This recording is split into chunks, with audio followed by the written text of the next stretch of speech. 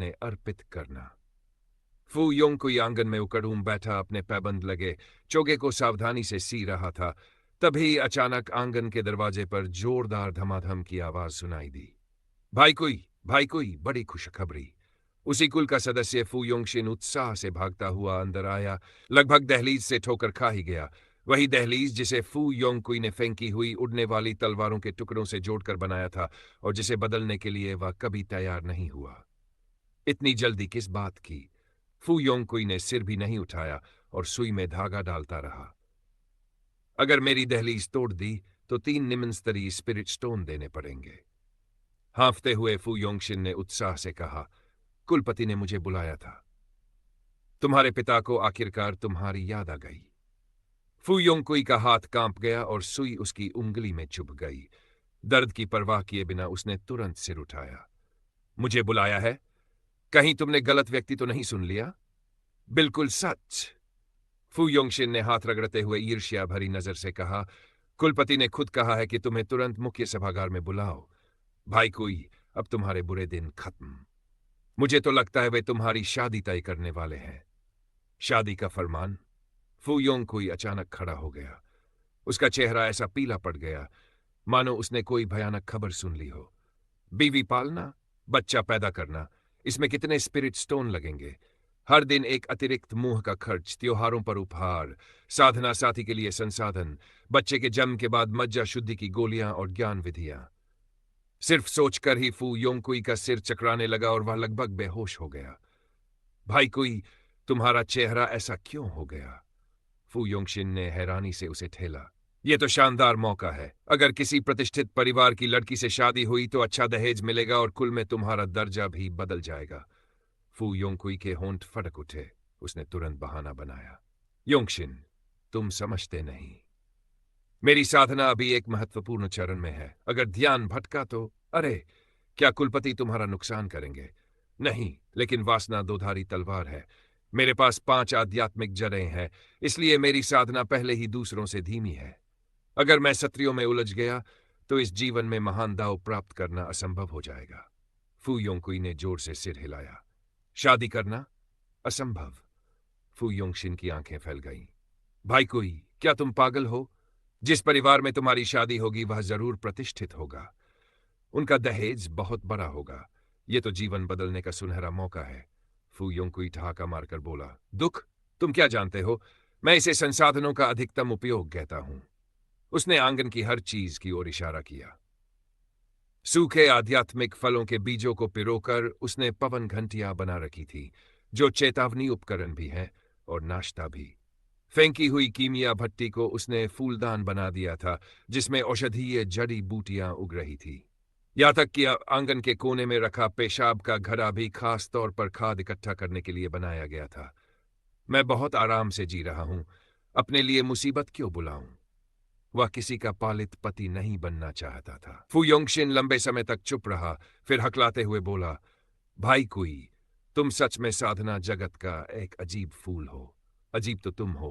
तुम पहले जाओ, मैं कपड़े बदल कर आता हूं। तभी फू योंगशिन ने ध्यान दिया कि फू योंगकुई का चोगा धुलकर फीका पड़ चुका था और आस्तीन पर पैबंद लगे थे। वह कुछ क्षण झिझका, फिर उसके कंधे पर हाथ रखकर बोला, भाई कोई, अगर भविष्य में तुम सफल हो गए तो अपने भाई को मत भूलना। फू योंगकुई ने सूखी हंसी हंसी, लेकिन मन में सोचा, अमीर बनूं। अगर सच में शादी हो गई तो शायद मेरा यह कबाड़ भी नहीं बचेगा। फू योंगशिन के जाने के बाद फू योंगकुई ने अपना सामान खंगाला और आखिर एक थोड़ा ठीक ठाक पुराना चोगा निकाला। यह वही था जो कुल ने 3 साल पहले सबको दिया था और जिसे पहनने में उसे हमेशा कंजूसी लगती थी। कमरबंद बांधते हुए उसने आह भरी। पिता ने अचानक बुलाया है, यह अच्छी खबर नहीं हो सकती। कहीं ऐसा तो नहीं कि वे मेरे आंगन का स्पिरिट खेत वापस लेने वाले हों? यह सोचकर वह जल्दी से पिछवाड़े भागा। अभी अभी जमा किए सुनहरे तरल के कुछ बाल्टियों को तहखाने में छिपाया और लंगड़े कठपुतली आटिये को सख्त आदेश दिया, घर की रक्षा करना। एक भी दाना स्पिरिट चावल कम नहीं होना चाहिए। फू योंगकुई कुलपति के महल के बाहर खड़ा था। उसकी हथेलियां हल्की पसीने से भीगी हुई थी। उसने सामने उस भव्य हवेली को देखा। लाल दरवाजे पर चमकते पैटर्न जड़े थे, दोनों ओर विशाल पत्थर के सिंहा खड़े थे और सीढ़ियां बेहतरीन नीले जेड से बनी थी। इतनी चिकनी कि उनमें रोशनी झलक रही थी। इसमें कितने स्पिरिट स्टोन लगे होंगे, उसने अनजाने में बुदबुदाया, फिर जल्दी से सिर हिलाकर खुद को शांत किया। यह पहली बार था जब वह अपने पिता फू परिवार के मुखिया फू चांगशेंग से औपचारिक रूप से मिलने जा रहा था। फू योंगकुई ने गहरी सांस ली और अपने भंडारण थैले से हथेली जितना लकड़ी का डिब्बा निकाला। यह बधाई का उपहार था जिसे उसने बहुत सोच समझकर तैयार किया था। हाल ही में उसके पिता को शाही दरबार द्वारा कमांडर नियुक्त किया गया था और एक पुत्र के रूप में उसे शिष्टाचार निभाना चाहिए था। वह भले ही कंजूस हो, लेकिन शिष्टाचार तो निभाना ही होगा। यह आध्यात्मिक चाय है जिसे मैंने 3 साल से संभाल कर रखा है। हालांकि यह चाय की बची हुई पत्तियों से बनी है, लेकिन इसकी मूल चाय अज्योर क्लाउड स्पिरिट टी है, इसलिए शायद देने लायक तो होगी, है ना? वह थोड़ा घबराया हुआ था। उसने डिब्बा फिर से जांचा कि कहीं उसमें फफूंद तो नहीं लगी, फिर आगे बढ़ गया। मुख्य सभागार में प्रवेश करते ही फू योंगकुई की नजर तुरंत फू चांगशेंग पर पड़ी, जो मुख्य आसन पर बैठे थे। गरिमा में और गहन उनकी आभा समुद्र की तरह अथाह थी। केवल वहां बैठे होने से ही एक अदृश्य दबाव महसूस होता था। फू योंगकुई ने जल्दी से झुककर प्रणाम किया। आपका पुत्र पिता को प्रणाम करता है। फू चांगशेंग की आंखें हल्की सी चमकीं। योंगकुई, तुम आ गए। उनकी आवाज शांत थी, बिना किसी भाव के। फू योंगकुई ने सिर झुकाए रखा और लकड़ी का डिब्बा सम्मान से आगे बढ़ाया। सुना है कि पिता को कमांडर पद पर पदोन्नति मिली है, इसलिए आपके पुत्र ने एक छोटा सा उपहार तैयार किया है। फू चांगशेंग ने भौं उठाई, स्पष्ट रूप से थोड़ा आश्चर्य हुआ। उन्होंने डिब्बा खोला। अंदर कुछ घिसी पिटी चाय की पत्तियां थीं, लेकिन उनमें अभी भी सार बचा था। वह वास्तव में चिंगशिया स्पिरिट टी की सुगंध थी। तुम इसे देने को तैयार हो? फू चांगशेंग ने आधी मुस्कान के साथ पूछा। फू योंगकुई ने सूखी हंसी हंसी। पिता प्रसन्न है, इसलिए मैं खाली हाथ कैसे आ सकता हूं? असल में उसका दिल रो रहा था। अगर वह इन चाय की पत्तियों को बेच देता तो कम से कम 158 निम्न स्तरीय स्पिरिट स्टोन मिल जाते। फू चांगशेंग ने डिब्बा बंद किया और गहरी नजर से फू योंगकुई को देखा। योंगकुई, मैंने तुम्हारी फाइल देखी है। फू योंगकुई का दिल धक से रह गया। तुम्हारी मां हर साल तुम्हें धन देती है और कुल ने भी कभी तुम्हारे मासिक भत्ते में कमी नहीं की। फू चांगशेंग धीरे धीरे बोले। लेकिन तुम इतनी कंजूसी से क्यों रहते हो? फू योंगकुई कुछ क्षण चुप रहा, फिर गंभीरता से बोला। पिता, मेरे पास 5 आध्यात्मिक जड़ें हैं। 5 आध्यात्मिक जड़ों के साथ साधना करना स्वाभाविक रूप से कठिन है। अगर संसाधन जमा न किए जाए तो भविष्य में नींव स्थापना, पर्पल मेंशन या कोड निर्माण का अवसर भी नहीं मिलेगा। इसलिए मैं उन्हें व्यर्थ करने की हिम्मत नहीं करता। जारी रहेगा, चाहे तो मैं भाग 2 भी अनुवाद कर दूं।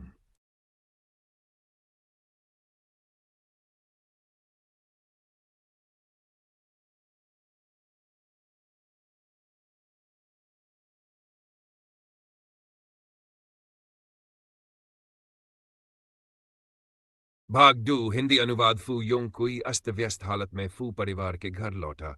उसके हाथ में किंग युन फूल वाली जेड की बोतल कसकर पकड़ी हुई थी। परिवार प्रमुख के निवास पर पहुंचते ही उसने आदरपूर्वक वह जेड की बोतल आगे बढ़ाई। पिताजी, मैं आपको निराश नहीं कर पाया। फू चांगशेंग ने अपनी आस्तीन लहराई। आसपास की संरचना रेखाएं चमक उठी और पूरे स्थान को अलग कर दिया गया। उन्होंने गहरी नजरों से फू योंगकुई को देखा और धीरे से कहा, कुई, क्या तुम्हें सच में लगता है कि तुम्हारे पिता तुम्हें केवल एक फाउंडेशन एस्टेब्लिशमेंट पिल के लिए परख रहे थे? फू योंगकुई चौंक गया। उसके हाथ में पकड़ी जेड की बोतल और कस गई। पिताजी का मतलब है? फू चांगशेंग ने हथेली पलटी। उनकी हथेली पर एक चमकता हुआ बीज प्रकट हुआ। उस पर 5 रंगों की आध्यात्मिक रेखाएं एक दूसरे में गुंथी हुई थी और उसके भीतर से महान दाऊ की मंद प्रतिध्वनि सुनाई दे रही थी। इस वस्तु का नाम है ताई 5 तत्व धर्म बीज।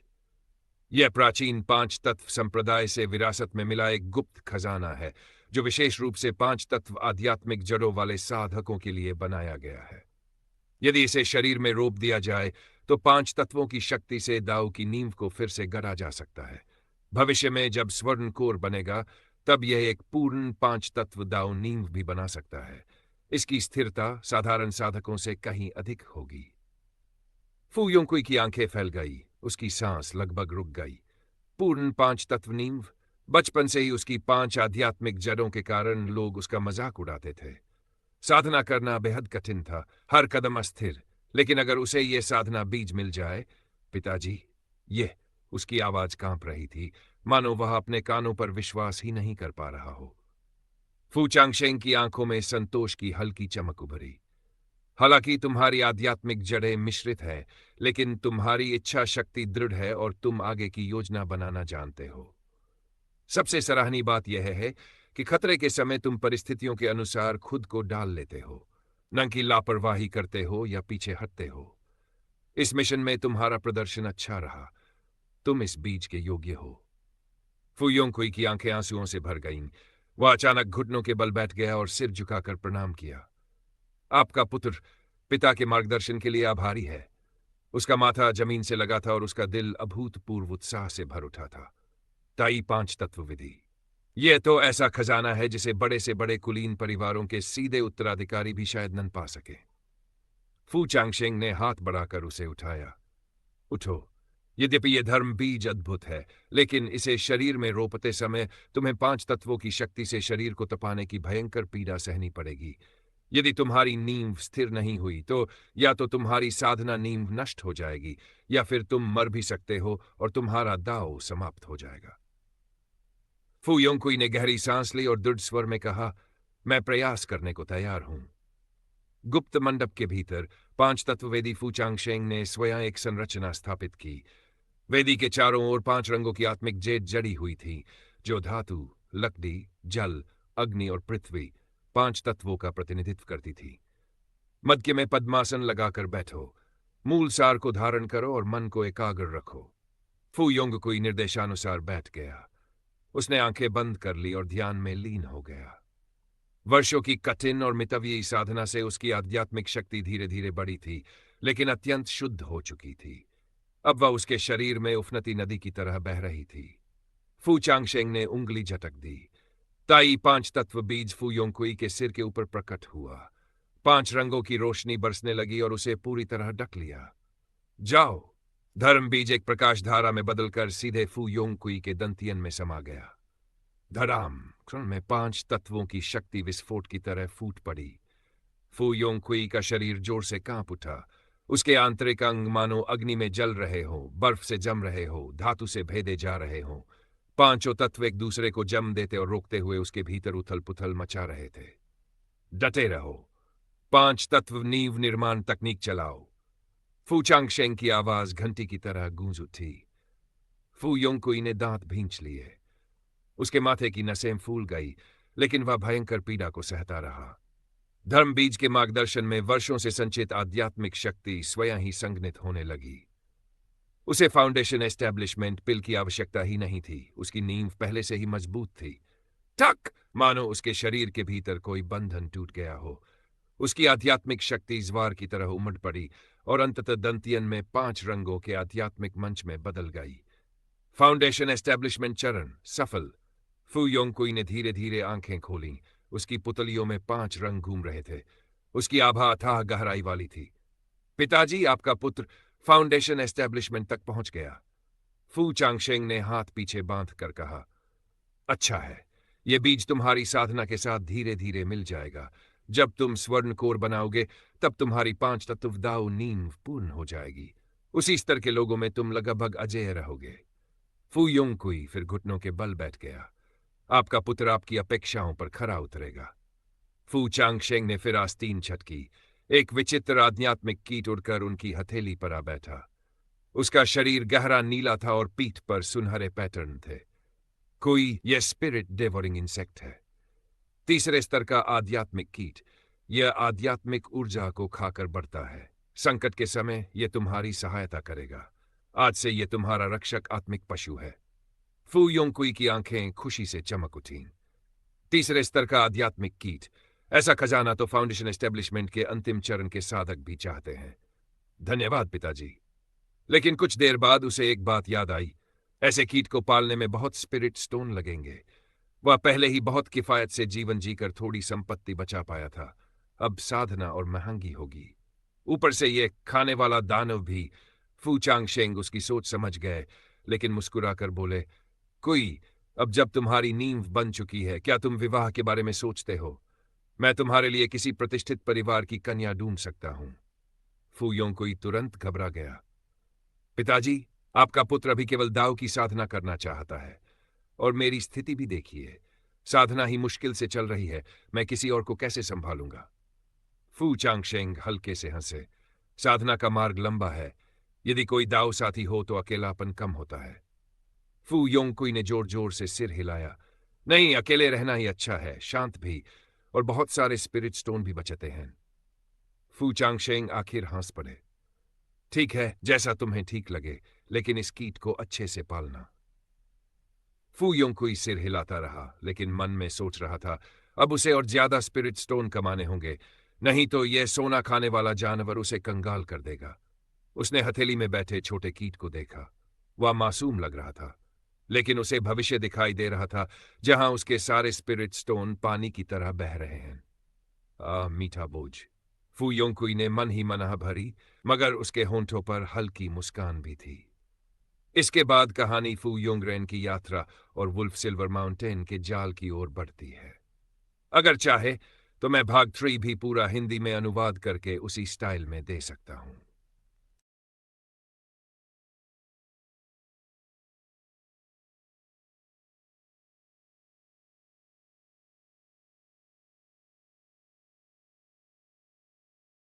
भाग 3 हिंदी अनुवाद। वह झटके से चमका और रक्त लाल छाया में बदल गया, सीधे फू योंगरेन की ओर चपट पड़ा।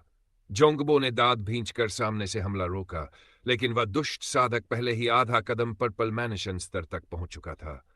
केवल एक हथेली के प्रहार से ही जोंगबो का सीना धंस गया, मुंह से खून फूट पड़ा और वह जोर से जमीन पर गिर पड़ा। चाचा जोंग! फू योंगरेन की आंखें खून से भर उठीं, लेकिन दुष्ट साधक पहले ही उसके सामने आ चुका था। उसके रक्तिम पंजे फू योंगरेन के गले को जकड़ चुके थे।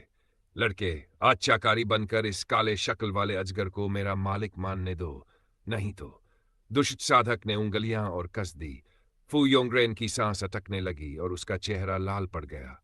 फू योंगरेन के भीतर क्रोध और हैरानी उमड़ रही थी, लेकिन इस जीवन मरण की घड़ी में उसने खुद को शांत कर लिया। ठीक है, मैं वादा करता हूं, उसने कठिनाई से कहा, मानो हार मान रहा हो। दुष्ट साधक विजय भाव से हंसा। जो समय देखकर झुकना जानते हैं वही असली नायक होते हैं। उसने फू योंगरेन को छोड़ दिया और जल्दी से बोला, जल्दी, अनुबंध रद्द करो। फू योंगरेन लड़खड़ाते हुए पीछे हटा, लेकिन उसका हाथ चुपचाप उसकी आस्तीन में चला गया, जहां फू चांगशेंग द्वारा दिया गया जीवन रक्षक ताबीज छिपा था। छोटे काले, इधर आओ, उसने धीरे से पुकारा। काले शक्ल वाला अजगर मुश्किल से उसकी ओर देखने लगा। दुष्ट साधक की निगाहें अजगर पर टिकी थीं, उसकी आंखों में पागलपन भरा लोभ चमक रहा था। उसी क्षण धड़ाम! फू योंगरेन ने अचानक ताबीज को कुचल दिया। एक चकाचौंध करने वाली सुनहरी रोशनी फूटी और तेज तलवार किरण बनकर सीधे दुष्ट साधक के सिर पर वार कर गई। क्या? दुष्ट साधक चौंक गया और तुरंत रक्त डाल बुलाकर बचाव करने लगा, लेकिन सुनहरी तलवार किरण अजय थी। रक्त डाल पल भर में टूट गई। फुट! दुष्ट साधक का आधा शरीर चीरकर अलग हो गया और चारों ओर खून छिटक गया। आह! वह दर्द से चीखते हुए पीछे हटने लगा, लेकिन उसी समय काले शक्ल वाले अजगर ने रक्त की जंजीरों से खुद को छुड़ा लिया। उसकी विशाल पूंछ ने झपट्टा मारा और उसे कमर से 2 टुकड़ों में तोड़ दिया। नामुमकिन! दुष्ट साधक का टूटा हुआ शरीर जमीन पर गिर पड़ा। उसकी आंखों में गहरी घृणा भरी थी। फू योंगरेन ठंडे चेहरे से आगे बढ़ा और एक पैर से उसका सिर कुचल दिया। इस साधना संसार में अनगिनत प्रतिभाशाली लोग हैं। मैंने दुनिया के सभी लोगों को कम आंका था। जोंगबो गंभीर रूप से घायल होकर बेहोश था। फू योंगरेन ने उसे कुछ दवा खिलाई, काले शक्ल वाले अजगर को वापस समेटा और फिर गुफा की सावधानी से जांच करने लगा। दुष्ट साधक मर चुके थे और रक्त बलि का गठन भी टूट चुका था, लेकिन तैरती लाशों से भरा रक्त तालाब और चारों ओर फैली दुर्गंध अब भी उल्टी जैसा एहसास करा रही थी। अगर पिता द्वारा दिया गया ताबीज न होता तो आज मैं निश्चित ही मर चुका होता। फू योंगरेन ने मुट्ठियां कस लीं। उसके दिल में अब भी डर बाकी था। उसे लगा था कि तीसरे स्तर के काले शक्ल वाले अजगर की रक्षा में वह तेजी से आगे बढ़ सकता है, लेकिन आज की लड़ाई ने उसे सिखा दिया, साधना संसार खतरनाक और विश्वासघाती है। जरा सी लापरवाही भी विनाश ला सकती है। अब मैं कभी इतना लापरवाह नहीं बनूंगा। उसने मन ही मन कसम खाई। जब वह युद्धस्थल साफ कर रहा था तो उसे दुष्ट साधक के भंडारण थैले में कई खजाने मिले। सबसे ध्यान खींचने वाली चीज थी 50,000 निम्न स्तरीय आध्यात्मिक पत्थर, जो छोटे पहाड़ की तरह ढेर लगे चमक रहे थे। औषधियों में 3 बोतलें ब्लड एंड पिल्स की थी, जिनसे तीखी मछली जैसी दुर्गंध आ रही थी। यह स्पष्ट था कि ये दुष्ट साधकों द्वारा शक्ति बढ़ाने के लिए इस्तेमाल की जाने वाली निषिद्ध दवाएं थीं। 1 बोतल आत्मा पोषण गोली, 5 बोतलें क्यूई वापसी गोलियां जादुई वस्तुओं में, भूत चेहरे से करी हुई ब्लड एंड बैनर जिसे ठंडी भयावह आभा निकल रही थी, शियनयिन सुइया जो गाय के बाल जितनी पतली थी, चालाक और जहरीली।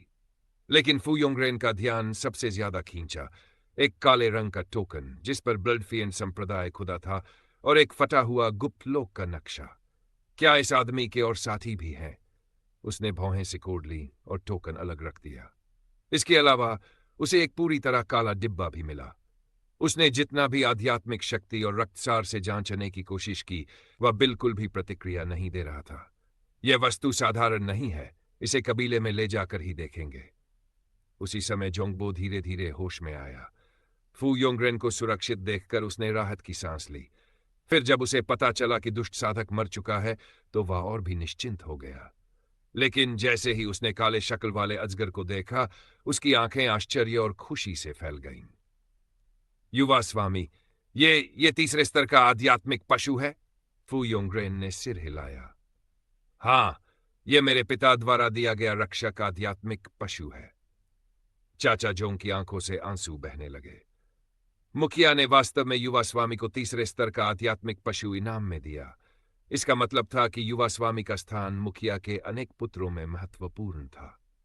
फू योंगरेन ने चोंगबो को सहारा देकर उठाया और गंभीर स्वर में कहा, चाचा जोंग, ये बात गुप्त रहनी चाहिए, नहीं तो मुसीबत आ सकती है। जोंगबो ने गंभीरता से सिर हिलाया। यह बूढ़ा सेवक समझता है। फू योंगरेन ने भूल जोतर की एक बोतल निकाली और धीमे स्वर में कहा, चाचा जोंग, माफ कीजिए। जोंगबो ने बिना हिचक उसे पी लिया और थोड़ी ही देर में बेहोश होकर खर्राटे लेने लगा। यह जगह ज्यादा देर रहने के लिए सुरक्षित नहीं है। फू योंगरेन बिजली की गति से गुफा छोड़कर सीधे अपने क्षेत्र युनशान काउंटी लौट आया। कुछ ही दिनों के विश्राम के बाद उसे अपने पिता का संदेश मिला। क्या पिता को पता चल गया कि मैंने बिना अनुमति गुफा की खोज की? लेकिन वह जिम्मेदार व्यक्ति था। उसे पता था कि उसने गलती की है। भले ही इससे पिता निराश हो, वह सच छिपाने वाला नहीं था। भले ही पिता काले शक्ल वाले अजगर को वापस ले लें, इससे पिता उस रहस्यमय डिब्बे की भी जांच कर सकेंगे। फू योंगरेन अपने पिता फू चांगशेंग की गुफा के बाहर खड़ा था। उसके हाथ हल्के हल्के पसीने से भीग रहे थे। उसने गहरी सांस ली, वस्त्र ठीक किए और सम्मान से झुककर कहा, पिताजी, आपका पुत्र दर्शन की अनुमति चाहता है। गुफा की सुरक्षा परत चुपचाप खुल गई। एक स्थिर आवाज गूंजी, अंदर आओ। अंदर प्रवेश करते ही उसने देखा फू चांगशेंग जेड के आसन पर पद्मासन लगाए बैठे थे। उनकी आध्यात्मिक ऊर्जा समुद्र की तरह विशाल थी। पर्पल मैनशन महागुरु का दबाव फू योंगरेन की सांसें तक रोक रहा था।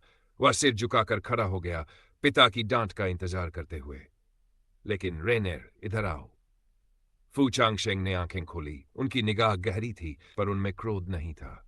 फू योंगरेन चौंक गया और धीरे धीरे आगे बढ़ा। फू चांगशेंग ने आस्तीन लहराई। एक जेड स्लिप प्रकट हुई और फू योंगरेन के सामने तैरने लगी। यह तुम्हारे लिए है। जेड स्लिप शुद्ध सफेद थी। उस पर एक उग्र भेड़िए का सिर उकेरा हुआ था और उसके चारों ओर हल्की चांदनी चमक रही थी। फू योंगरेन ने उसे दोनों हाथों से लिया और दिव्य चेतना से जांच की। अगले ही पल उसका पूरा शरीर कांप उठा। सीरियस युद्ध शरीर। यह एक शरीर संवर्धन तकनीक थी जो सीधे नेसेंट सोल स्तर तक पहुंचाती थी। इससे भी अधिक चौंकाने वाली बात, यह मूल तकनीक नहीं थी, बल्कि उसके पिता द्वारा संशोधित नया संस्करण था। हृदय शुद्धि मंत्र भेड़िए की आत्मा को नियंत्रित कर मानसिक भ्रष्टता से बचाता है। चरणबद्ध शरीर संवर्धन चांदनी से शरीर साधना की गति को नियंत्रित करता है और ठंडी आत्मा के प्रतिघात से बचाता है। 5वें स्तर की पूर्णता, मूल अपूर्ण 5वें स्तर को पूरा किया गया है और सफलता की संभावना बढ़ाई गई है। जहां पहले समझना कठिन था, अब सब कुछ स्पष्ट और सरल हो गया था। यहां तक कि अभ्यास का सबसे अच्छा समय और सावधानियां भी चिन्हित थीं। फू योंगरेन की आंखों में आंसू आ गए। उसे लगा था कि पिता उसे उसकी लापरवाही के लिए दंड देंगे, लेकिन उन्होंने उसे इतनी अमूल्य साधना विधि दे दी। पिता, उसकी आवाज कांप गई। वह घुटनों के बल गिर पड़ा और माथा जमीन से टकराया। आपका पुत्र आपकी उम्मीदों पर खरा नहीं उतरा। फू चांगशेंग शांत स्वर में बोले, उठो और बात करो। लेकिन फू योंगरेन और झुक गया। तीसरे स्तर का काला शक्ल अजगर मिलने के बाद मैं अहंकारी हो गया, सतर्कता खो बैठा, लगभग गद्दार के जाल में फंस गया। अगर आपके दिए ताबीज ने मेरी जान न बचाई होती तो। उसकी आवाज भर्रा गई। उसने पूरी गुफा की घटना सुना दी और अंत में दांत भींचकर कहा, मैं जानता हूं कि मुझसे गलती हुई, कृपया मुझे दंड दें। गुफा में गहरा सन्नाटा छा गया। फू योंगरेन का दिल जोर जोर से धड़कने लगा। लेकिन फू चांगशेंग ने शांत स्वर में कहा, अगर तुम आत्मचिंतन कर सकते हो तो तुम मूर्ख नहीं हो। साधना का मार्ग हर कदम पर खतरे से भरा है। यदि तुम जीवन मरण से सीख ले सकते हो तो यह यात्रा व्यर्थ नहीं गई। फू योंगरेन ने आश्चर्य से सिर उठा लिया। फू चांगशेंग की आंखों में संतोष की झलक थी। इस युद्ध के बाद तुम्हें समझ जाना चाहिए, बाहरी शक्ति अंततः बाहरी ही होती है, असली शक्ति तुम्हारे भीतर होती है। अब से स्वर्गीय भेड़िया युद्ध शरीर तुम्हारी मुख्य साधना विधि होगी। फू योंगरेन की आंखों से आंसू बहने लगे। उसने गहरी सांस ली, फिर उस दुष्ट साधक से मिला रहस्यमय काला डिब्बा निकालकर दोनों हाथों से प्रस्तुत किया। पिता, यह वस्तु मुझे उस साधक के भंडारण थैले में मिली। चाहे जितनी आध्यात्मिक शक्ति या रक्तसार इस्तेमाल करूं, यह खुलती नहीं। इसमें कुछ रहस्य हो सकता है। कृपया आप देखिए पिता।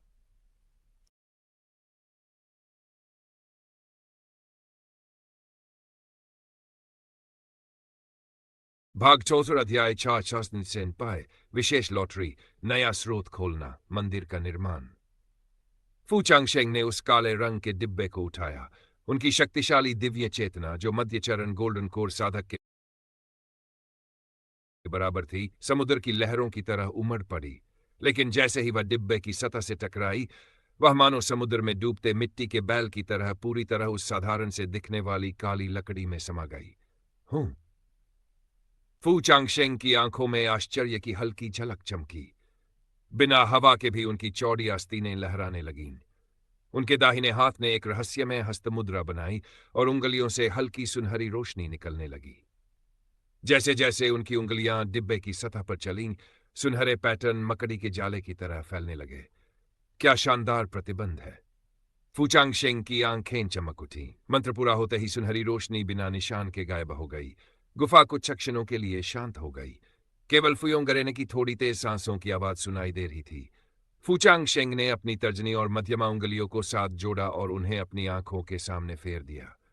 ब्राइट एंड क्लियर स्पिरिचुअल आई की दिशक्ति सक्रिय करने के बाद उन्होंने फिर से आंखें खोली। उनकी दृष्टि तीव्र प्रकाश से चमक रही थी। तलवार मुद्रा बनाकर उन्होंने एक नीली रोशनी की किरण डिब्बे की ओर छोड़ी, जो खंजर की तरह उसमें धंस गई। करक! एक तीखी आवाज के साथ डिब्बे की सतह पर अचानक अनगिनत रक्त लाल पैटर्न उभर आए। वे पैटर्न ऐसे मरोड़ खाने लगे जैसे जीवित हो, और उनसे तीखी चीख जैसी आवाज निकलने लगी। फू चांगशेंग ने ठंडी फूंफकार भरी।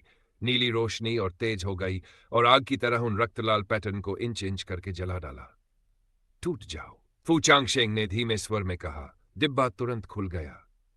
उसी क्षण उसमें से चांदी नीली रोशनी बहते पानी की तरह बाहर निकल पड़ी, जिसने पूरी गुफा को स्वप्न जैसी चमक से भर दिया।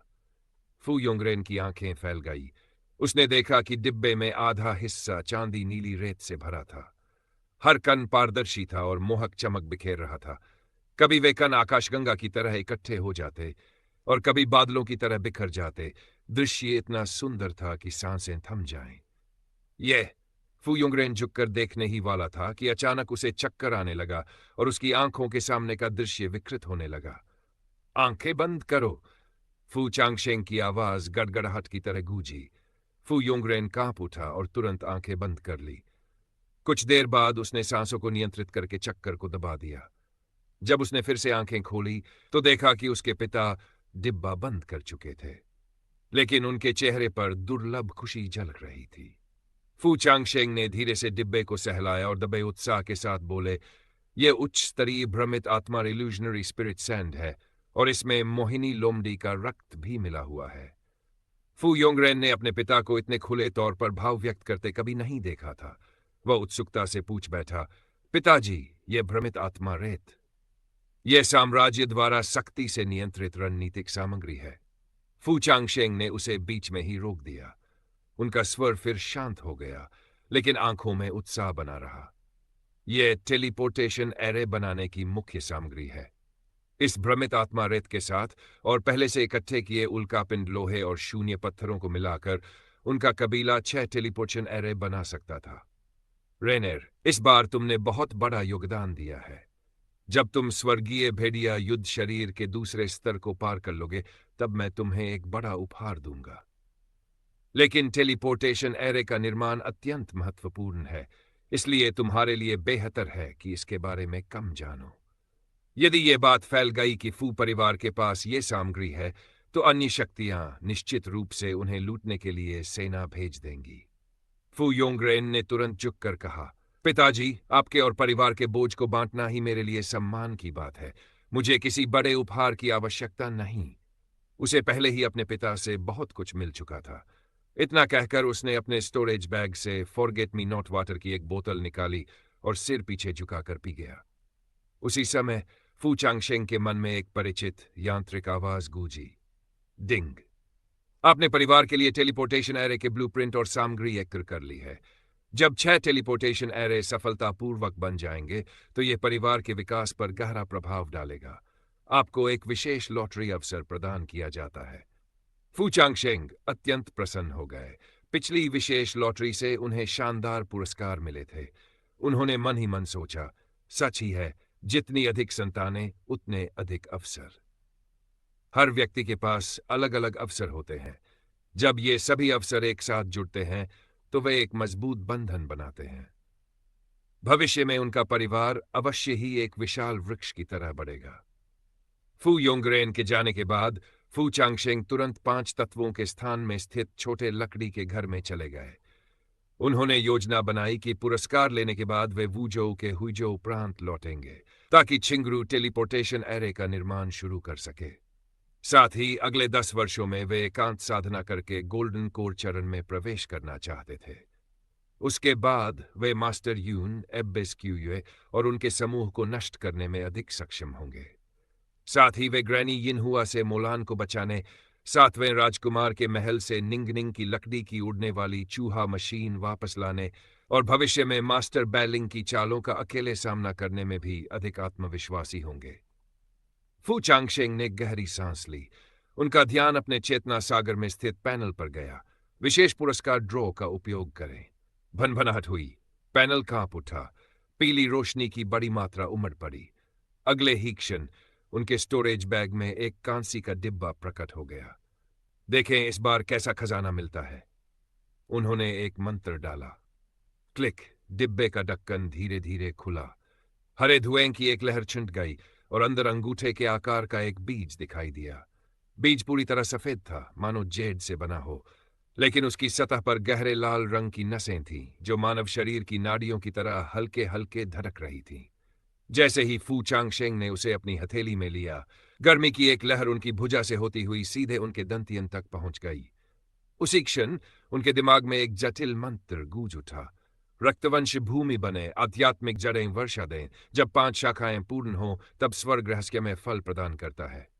फू चांगशेंग चकित रह गए। तभी उनके चेतना पैनल पर शब्द उभरे। पारिवारिक खजाना वृक्ष, स्थिति बीज चरण, अभी बिना रैंक। यह खजाना वृक्ष सीधे वंशज के रक्त से पोषित होता है।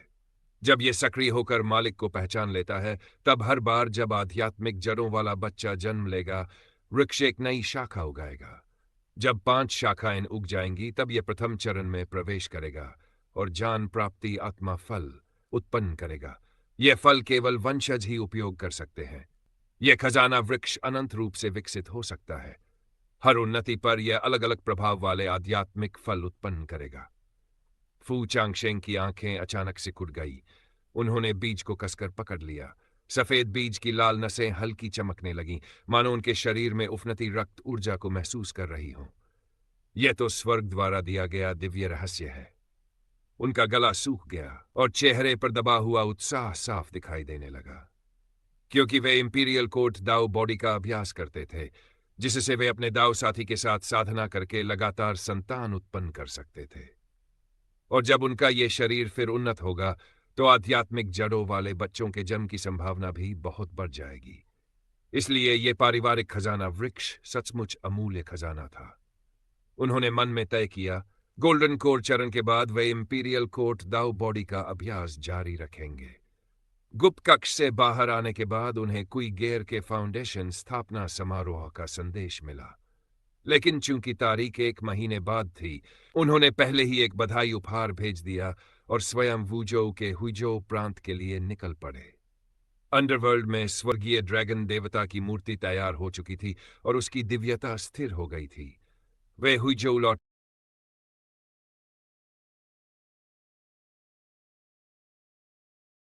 उठाया। उनकी शक्तिशाली दिव्य चेतना, जो मध्यचरण गोल्डन कोर साधक के बराबर थी, समुद्र की लहरों की तरह उमड़ पड़ी। लेकिन जैसे ही वह डिब्बे की सतह से टकराई, वह मानो समुद्र में डूबते मिट्टी के बैल की तरह पूरी तरह उस साधारण से दिखने वाली काली लकड़ी में समा गई था। कभी कण आकाशगंगा की तरह इकट्ठे हो जाते और कभी बादलों की तरह बिखर जाते। दृश्य इतना सुंदर था कि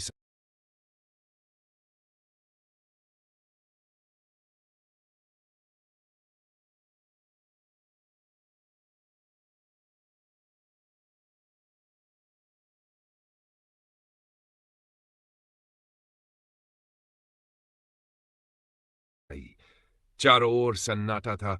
सिर्फ फू योंगरेन की थोड़ी तेज चल रही सांसों की आवाज सुनाई दे रही थी। फू चांगशेंग ने अपनी तर्जनी और मध्यमा उंगलियों को आपस में जोड़कर अपनी आंखों के सामने फेर दिया। उन्होंने अपनी दिव्य शक्ति ब्राइट एंड क्लियर स्पिरिचुअल आई को सक्रिय किया। जैसे ही उन्होंने फिर से आंखें खोली, उनकी दृष्टि तेज प्रकाश से चमक उठी। उन्होंने तलवार मुद्रा बनाकर एक नीली रोशनी की किरण डिब्बे की ओर छोड़ी। वह किरण खंजर की तरह सीधे डिब्बे में जा धंसी। अचानक कड़क एक तीखी आवाज गूंजी। डिब्बे की सतह पर अचानक असंख्य रक्त लाल पैटर्न उभर आए। वे पैटर्न ऐसे मरोड़ खाने लगे मानो जीवित हो। उनसे भयानक चीख जैसी आवाज भी निकलने लगी। फू चांगशेंग ने ठंडी फूंफकार भरी। नीली रोशनी और भी तेज हो गई और आग की तरह उन रक्तलाल पैटर्न को धीरे धीरे जलाने लगी। फिर उन्होंने शांत लेकिन दृढ़ स्वर में कहा, टूट जाओ। उनकी आवाज के साथ ही डिब्बा तुरंत खुल गया। उसी क्षण उसमें से चांदी नीली रोशनी बहते पानी की तरह बाहर निकल पड़ी। पूरी गुफा उस रोशनी से भर गई, मानो कोई स्वप्निल दृश्य हो। फू योंगरेन की आंखें फैल गई। डिब्बे के अंदर आधा हिस्सा चांदी नीली रेत से भरा हुआ था। उस रेत का हर कण पारदर्शी था और मोहक चमक बिखेर रहा था। कभी वे कण आकाशगंगा की तरह इकट्ठे हो जाते और कभी बादलों की तरह बिखर जाते। दृश्य इतना अद्भुत था कि मानो सांस रुक जाए। फू योंगरेन चौंक कर बोला, यह। वह झुककर ध्यान से देखने वाला था कि अचानक उसे चक्कर आने लगा। उसकी आंखों के सामने का दृश्य विकृत होने लगा। तभी फू चांगशेंग की आवाज गड़गड़ाहट की तरह गूंजी, आंखें बंद करो। फू योंगरेन कांप उठा और तुरंत आंखें बंद कर ली। कुछ देर बाद उसने अपनी सांसों को नियंत्रित किया और चक्कर को दबा दिया। जब उसने फिर से आंखें खोली तो देखा कि उसके पिता डिब्बा पहले ही बंद कर चुके थे, लेकिन उनके चेहरे पर दुर्लभ खुशी दिखाई दे रही थी। फू चांगशेंग ने धीरे से डिब्बे को सहलाते हुए कहा, यह उच्च स्तर की भ्रमित आत्मा रेत है और इसमें मोहिनी लोमड़ी का रक्त भी मिला हुआ है। फू योंगरेन ने अपने पिता को इतना खुलकर खुश होते पहले कभी नहीं देखा था। वह उत्सुकता से पूछ बैठा, पिताजी, यह भ्रमित आत्मा रेत क्या है? फू चांगशेंग ने शांत स्वर में कहा, यह साम्राज्य द्वारा सख्ती से नियंत्रित रणनीतिक सामग्री है। यह टेलीपोर्टेशन एरे बनाने की मुख्य सामग्री होती है। यदि इस रेत को पहले से इकट्ठे किए गए उल्कापिंड लोहे और शून्य पत्थरों के साथ मिलाया जाए तो उनका परिवार 6 टेलीपोर्टेशन एरे बना सकता था। फिर उन्होंने अपने बेटे से कहा, रेनेर, इस बार तुमने बहुत बड़ा योगदान दिया है। जब तुम स्वर्गीय भेड़िया युद्ध शरीर के दूसरे स्तर तक पहुंच जाओगे तब मैं तुम्हें एक बड़ा उपहार दूंगा।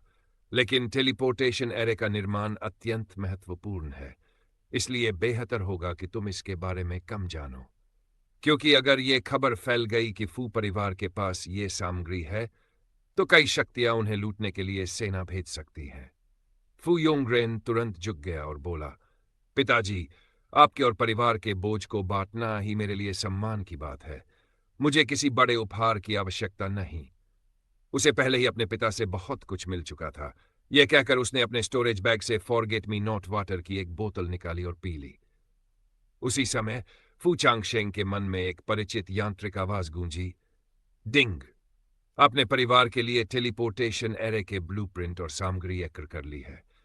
जब 6 टेलीपोर्टेशन एरे सफलतापूर्वक बन जाएंगे, तो यह परिवार के विकास पर गहरा प्रभाव डालेगा। आपको एक विशेष लॉटरी अवसर प्रदान किया जाता है। यह सुनकर फू चांगशेंग बेहद प्रसन्न हो गए। उन्हें पिछली विशेष लॉटरी के पुरस्कार अभी भी याद थे। उन्होंने मन ही मन सोचा, सच है, जितनी अधिक संतानें होंगी उतने अधिक अवसर मिलेंगे।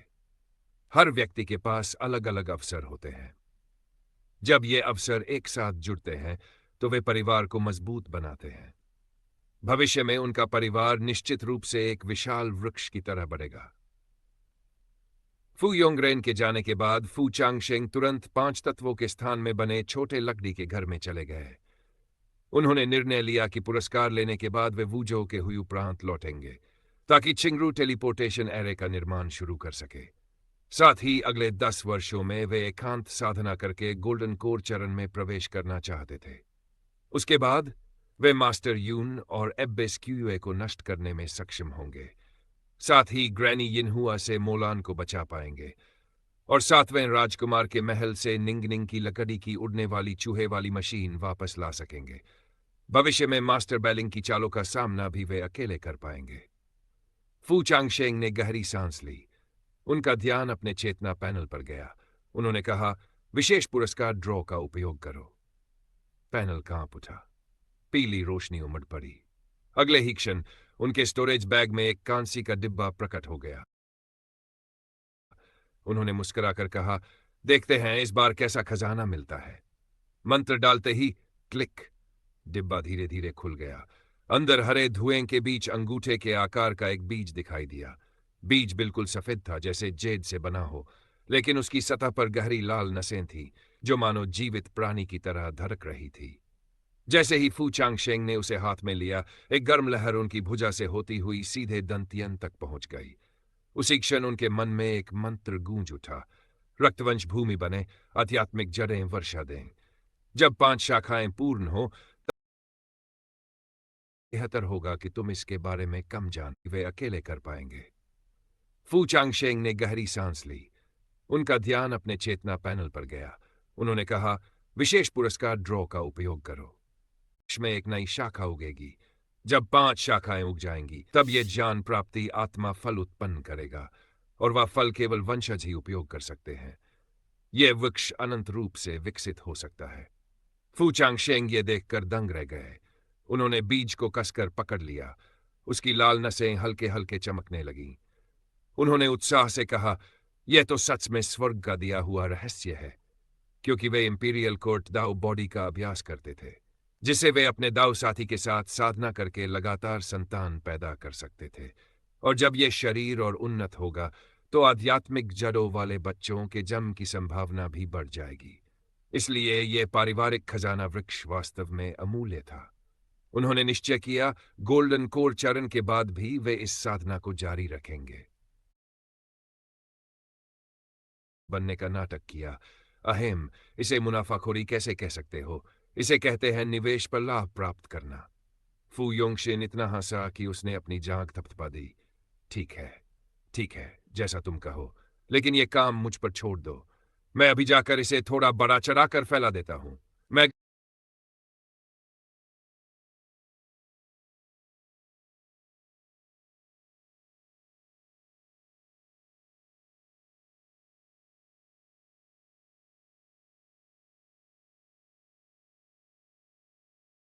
भाग पाए। फू योंगकुई ने खांसते हुए गंभीर बनने का नाटक किया। अहम, इसे मुनाफाखोरी कैसे कह सकते हो? इसे कहते हैं निवेश पर लाभ प्राप्त करना। फू योंगशिन इतना हंसा कि उसने अपनी जांघ थपथपा दी। ठीक है, जैसा तुम कहो, लेकिन यह काम मुझ पर छोड़ दो। मैं अभी जाकर इसे थोड़ा बड़ा चढ़ाकर फैला देता हूं। मैं गारंटी देता हूं कि पूरे हुआइनान प्रांत के सभी साधकों को पता चल जाएगा कि तुम्हारे फाउंडेशन एस्टेब्लिशमेंट समारोह में एक फाउंडेशन एस्टेब्लिशमेंट पिल दिखाई दी है। फू योंगकुई। फू योंगकुई ने संतुष्ट होकर उसके कंधे पर हाथ थपथपाया। अच्छे भाई, काम पूरा होने के बाद तुम्हें भी इनाम में हिस्सा मिलेगा। फू योंगशिन ने आंख मारते हुए कहा। तो फिर मैं आपकी सफलता का लाभ उठाने का इंतजार करूंगा, वरिष्ठ फू।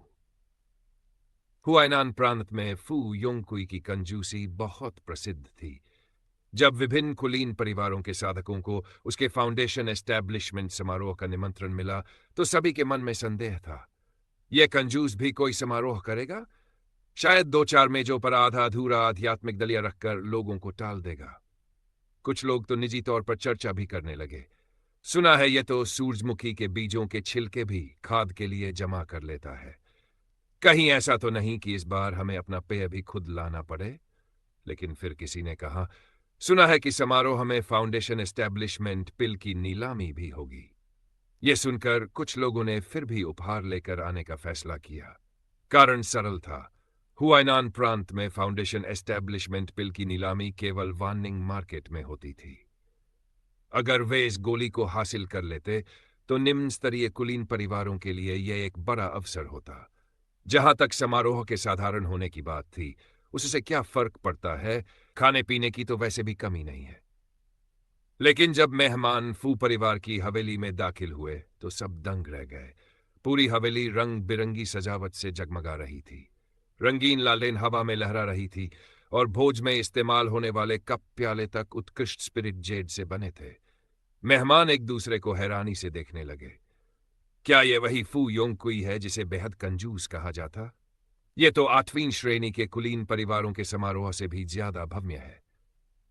उनमें फू योंगतियन भी थे, जो 6ठी श्रेणी के कुलीन परिवार के समारोहों के आयोजन के प्रभारी थे। ध्यान से देखने पर उन्हें लगा कि ये सुंदर आध्यात्मिक रेशम और लालटेन कुछ परिचित लग रहे हैं। क्या ये 6ठी श्रेणी के समारोह की तैयारी से बचे हुए सामान हैं? फू योंगतियन की पलकें फटक उठीं। उन्हें लगा था कि फाउंडेशन एस्टैब्लिशमेंट के बाद योंगकुई की कंजूसी बदल जाएगी, लेकिन लगता है पुरानी आदतें इतनी जल्दी नहीं जाती। हालांकि बचे हुए सामान का इतना अच्छा इस्तेमाल करना भी एक कला थी। लेकिन जब समारोह के दौरान कई प्रसिद्ध नाट्य दल बारी बारी से मंच पर आए, गाना, पाठ, अभिनय और युद्ध दृश्य प्रस्तुत करते हुए, तो फू योंगतियन पूरी तरह उलझ गए।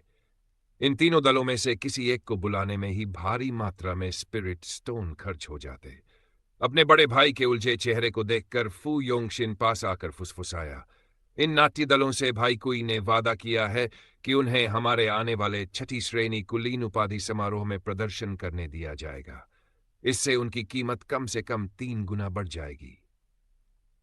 कई दलों के नेताओं ने तो मंच पर प्रदर्शन करने के लिए खुद भाई कुई को स्पिरिट स्टोन दिए हैं। फू योंगतियन कुछ क्षण स्तब्ध रहे, फिर जोर से हंस पड़े। हे भगवान, लोग समारोहों पर पैसा खर्च करते हैं और यह उनसे पैसा कमा रहा है। जो भी हो, समारोह का माहौल सचमुच बहुत जीवंत था। मेहमान प्रशंसा करते हुए बोले, हमने सोचा था यह साधारण होगा, लेकिन यह तो उन भव्य समारोहों से भी ज्यादा मजेदार निकला। समारोह में फू परिवार के अलावा हुआइनान प्रांत के 6 8वीं श्रेणी कुलीन परिवार शांगुआन, शी, चुई, गोंगसुन, नांगोंग और यू, और 7 9वीं श्रेणी परिवार है वू, लियू, चेन, यू, गान और लियांग ने अपने फाउंडेशन एस्टेब्लिशमेंट बुजुर्ग भेजे। कारण 3 थे। पहला, फू चांगशेंग का सम्मान रखना, दूसरा, फाउंडेशन एस्टेब्लिशमेंट पिल के लिए, और तीसरा, विवाह गठबंधन के लिए। भोज के दौरान विभिन्न परिवारों की महिलाएं, कुछ गरिमामी और शालीन तो कुछ आकर्षक और मोहक, बार बार फू योंगकुई की ओर लुभावनी नजरें डाल रही थीं। लेकिन जैसे ही वे उसके पास आती, फू योंगकुई का चेहरा तुरंत सख्त हो जाता और वह दृढ़ स्वर में कह देता, मैं फू दाओ के मार्ग के प्रति समर्पित हूं। फिलहाल परिवार बसाने का कोई इरादा नहीं है। जो महिलाएं विशेष रूप से सुंदर थीं, उन्हें वह और भी तेजी से मना कर देता। मजाक नहीं, एक दाऊवादी साथी से विवाह करने में कितने स्पिरिट स्टोन लगेंगे? केवल दहेज ही उसे कंगाल कर सकता था। समारोह का चरम बिंदु था। फाउंडेशन एस्टेब्लिशमेंट पिल की नीलामी। फू योंगकुई मंच पर खड़ा था। उसके हाथ में क्रिस्टल जैसी चमकती हुई गोली थी जिसकी सतह पर जादुई पैटर्न बह रहे थे और उससे आध्यात्मिक ऊर्जा निकल रही थी। नीचे बैठे सभी साधक लालसा भरी निगाहों से उसे देख रहे थे। फू योंगकुई ने चारों ओर नजर दौड़ाई, होंठों पर हल्की सी मुस्कान आई, फिर उसने गंभीर चेहरा बनाकर ऊंची आवाज में कहा, साथी साधकों, यह गोली मुझे संयोग से प्राप्त हुई थी। आज मैं इसे अनिच्छा से छोड़ रहा हूं। जो सबसे ऊंची बोली लगाएगा उसे यह मिलेगी। जैसे ही उसने बात खत्म की, पूरा हॉल शोर से गूंज उठा।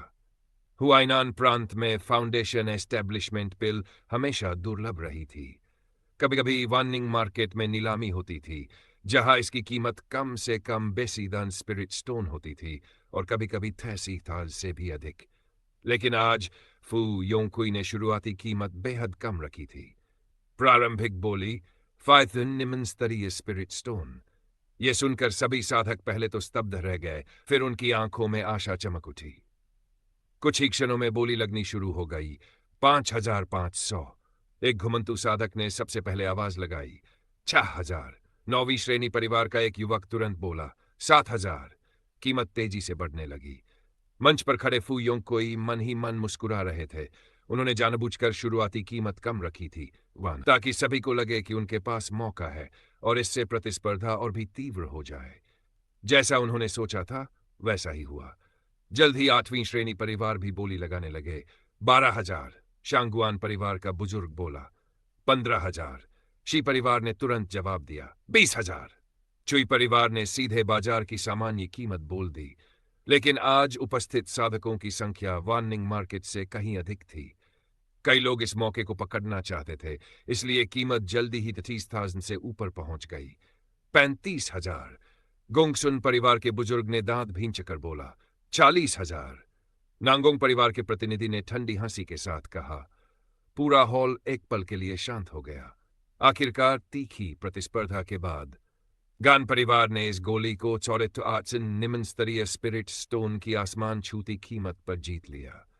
गान परिवार का बुजुर्ग खुशी से फूला नहीं समा रहा था। मंच पर खड़े फू योंगकुई के चेहरे पर अभी भी अनिच्छा से त्याग वाला भाव था, लेकिन उसके दिल में खुशी का ठिकाना नहीं था। इस एक गोली से ही उसने उम्मीद से लगभग 30,000 स्पिरिट स्टोन ज्यादा कमा लिए थे। रात गहराने के बाद समारोह समाप्त हो गया, लेकिन असली फू योंगकुई तब दिखाई दिया जब उसने नौकरों को रोककर कहा, रुको, इन आध्यात्मिक रेशमी सजावटों को सावधानी से मोड़ कर रखो, अगली बार के समारोह में फिर इस्तेमाल होंगे। फिर उसने फलों के बीज तक फेंकने से मना कर दिया। इन्हें सुखाकर खाद बनाया जा सकता है और छिलके दवा में इस्तेमाल होंगे। नौकरों ने एक दूसरे को देखकर मन ही मना भरी। युवा स्वामी कुई की कंजूसी तो सच में हड्डियों में बसी हुई है। आखिर जब सब शांत हो गया तो फू योंगकुई अपने कमरे में गया, दरवाजा बंद किया और उपहारों का ढेर निकालकर गिनने लगा। स्पिरिट स्टोन, दवाइयां, जादुई उपकरण, आध्यात्मिक सामग्री, सब कुछ गिनने के बाद उसने सारे स्पिरिट स्टोन बिस्तर पर उड़ेल दिए और उन पर लेट गया, जैसे कोई संतुष्ट ड्रैगन अपने खजाने पर लेटा हो। वह खुशी से बोला, आज के समारोह में मुझे एक भी स्पिरिट स्टोन खर्च नहीं करना पड़ा। उल्टा नीलामी से 48,000 और उपहारों से बची 3 कमा लिए। क्या मजा आ गया। लेकिन तभी उसे अचानक कुछ याद आया। वह उछलकर बैठ गया। रुको, क्या नौकरों ने मेहमानों की छोड़ी हुई स्पिरिट वाइन फेंक दी? वह दौड़ते हुए बाहर निकला और चिल्लाया, उन शराब के मटकों को मत छुओ, मैं खुद उनकी जांच करूंगा। नौकरों ने उसका जाता हुआ रूप देखा और सबने एक साथ माथा पकड़ लिया। युवा स्वामी कुई का स्वभाव सच में। इसके बाद कहानी वुझोउ हुइझोउ प्रांत हुईशी काउंटी में पहुंचती है, जहां विधवा वांग धुंधले भूतिया वन के किनारे खड़ी है और वहां एक रहस्यमय लाल कपड़ों वाली लड़की प्रकट होती है। अगर चाहो तो मैं भाग 6 भी हिंदी में उसी तरह साफ और कहानी स्टाइल में अनुवाद कर सकता हूं।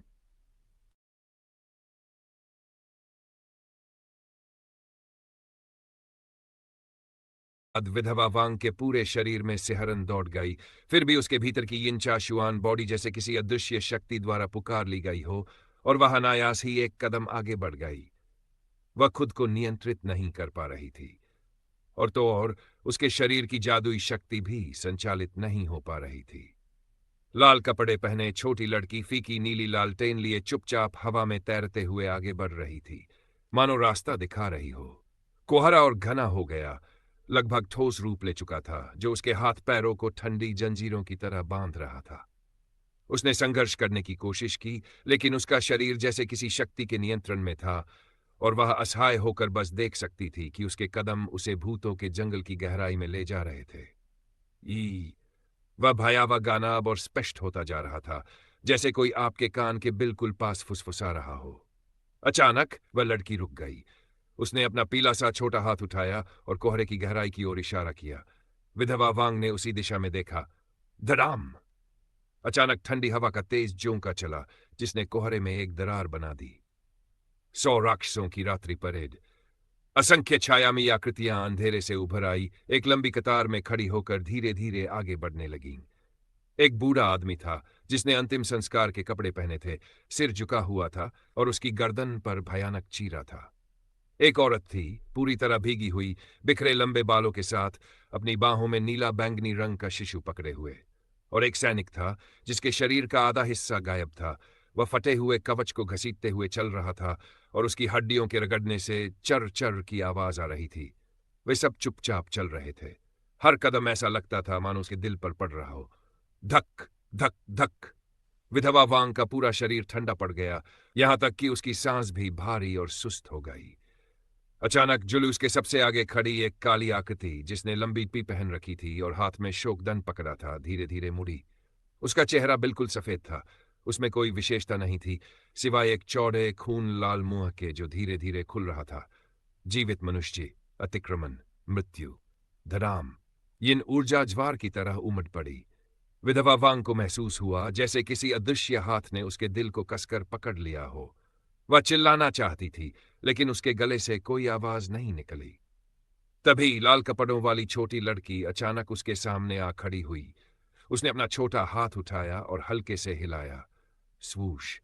भयावह हवा अचानक रुक गई और 100 भूतों की आकृतियां धीरे धीरे धुंधली होने लगीं, अंततः कोहरे में विलीन हो गई।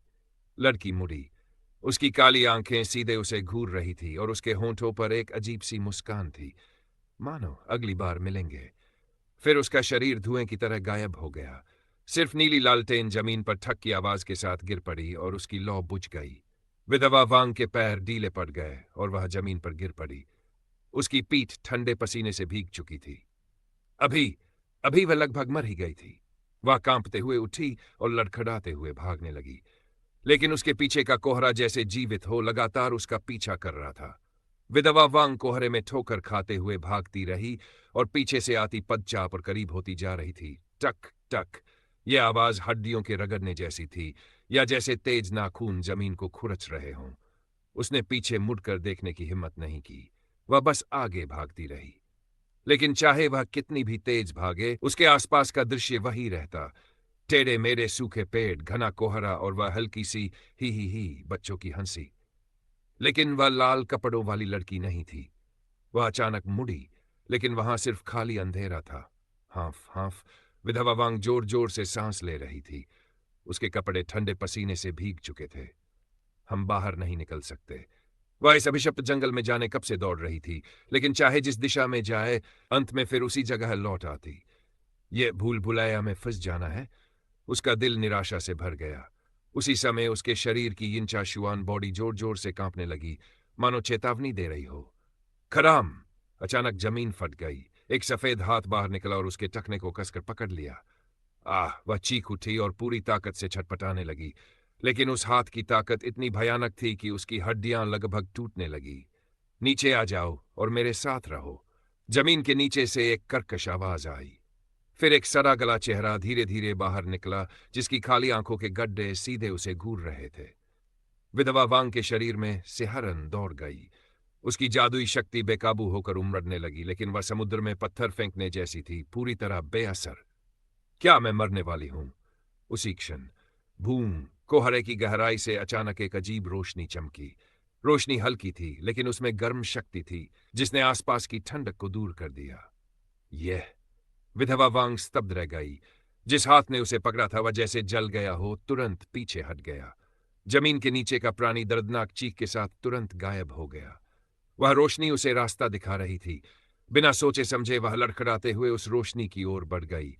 कोहरा धीरे धीरे हल्का होने लगा और आसपास का दबाव भी काफी कम हो गया। निकास, क्या ये निकास है? उसके दिल में आशा की चिंगारी जल उठी और उसने अपनी चाल तेज कर दी। लेकिन जैसे ही वह उस रोशनी को छूने वाली थी, थप, एक ठंडा हाथ उसके कंधे पर आ पड़ा। कहां जाना चाहती हो? एक ठंडी आवाज उसके कान में गूंजी। विधवा वांग धीरे मुड़ी। अगली सुबह दो पहरेदार, जिनके पैरों पर सुबह की ओस चमक रही थी, मिस्टी घोस्ट फॉरेस्ट के बाहरी किनारे पर नियमित गश्त कर रहे थे। हूं? एक पहरेदार अचानक रुक गया। क्या हुआ? दूसरे ने पूछा। परिवांग की गुफा का दरवाजा खुला क्यों है? दोनों ने एक दूसरे की ओर देखा और तुरंत सतर्क हो गए। उन्होंने अपनी तलवारों के मूठ पकड़ लिए और धीरे धीरे आगे बढ़े। गुफा का पत्थर का दरवाजा पूरी तरह खुला था। अंदर अंधेरा था और ठंडी हवा फैल रही थी। परिवांग? पहरेदार ने ऊंची आवाज में पुकारा। उसकी आवाज खाली गुफा में गूंजती रही, लेकिन कोई जवाब नहीं मिला। कुछ गड़बड़ है। दोनों अंदर गए। उनकी उंगलियों पर आध्यात्मिक अग्नि जल उठी, जिसे गुफा का अंदरूनी हिस्सा रोशन हो गया। अंदर सब कुछ सामान्य था। ध्यान के आसन ठीक ठाक पड़े थे, चाय के कप वैसे ही रखे थे, यहां तक कि सुरक्षा दीपक भी अपनी जगह पर थे। बस उनकी बत्तियां बहुत पहले बुझ चुकी थीं। लेकिन विधवांग गायब थी। अजीब, एक पहरेदार झुककर जमीन को छूने लगा। वह जल्दी में गई है, यहां इन ऊर्जा का हल्का निशान है। दूसरा बाहर गया और जमीन को ध्यान से देखने लगा। अचानक उसकी आंखें सिकुड़ गई। यहां पदचिह्न है, वे स्पष्ट थे और सीधे मिस्टी घोस्ट फॉरेस्ट की गहराई तक जा रहे थे। वाह! अंदर चली गई। पहरेदार की आवाज हल्की कांप गई। दोनों ने एक दूसरे को देखा। उनके मन में एक ही विचार आया, विधवा वांग शायद मर चुकी है। आधा दिन बाद हुयांग काउंटी प्रशासक कार्यालय। क्या विधवा वांग मिस्टी घोस्ट फॉरेस्ट में चली गई? प्रशासक ने अपने हाथ का जेड स्लिप नीचे रख दिया। पहरेदार ने सम्मानपूर्वक कहा, हां, मैंने खुद देखा। पदचिह्न सीधे घोस्ट फॉरेस्ट में जाते हैं और उसकी गुफा खाली थी। प्रशासक ने कुछ देर सोचा, फिर सिर हिलाया। सिर्फ एक फाउंडेशन एस्टेब्लिशमेंट साधक, और वह भी निषिद्ध क्षेत्र में घुसने की हिम्मत करती है? सच में मौत को बुला रही थी।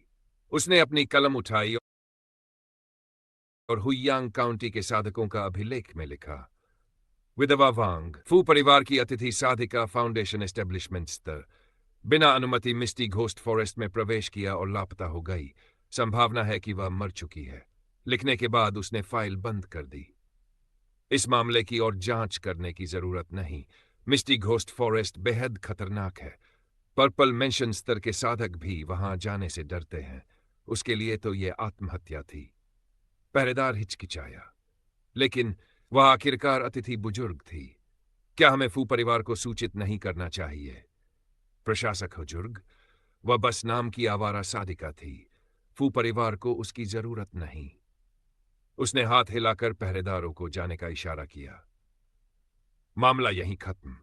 कोई नहीं जानता कि मिस्टी घोस्ट फॉरेस्ट की गहराई में क्या हुआ। अगर आप चाहे तो मैं पार्ट 7 भी हिंदी। भाग 7। सुबह की धुंध अभी पूरी तरह छंटी भी नहीं थी कि किन्नर कई साधकों को साथ लेकर शहर से बाहर निकल गया। वे सीधे मिस्टी घोस्ट फॉरेस्ट के बाहरी इलाके की ओर बढ़ रहे थे। उसके हाथ में एक कंपास था, जिसे वह आसपास की भूमि का निरीक्षण कर रहा था। लेकिन वास्तव में उसके मन में पहले से ही योजना बनी हुई थी। सबसे अच्छा होगा कि काउंटी शहर से बहुत दूर कोई सुनसान जगह चुनी जाए।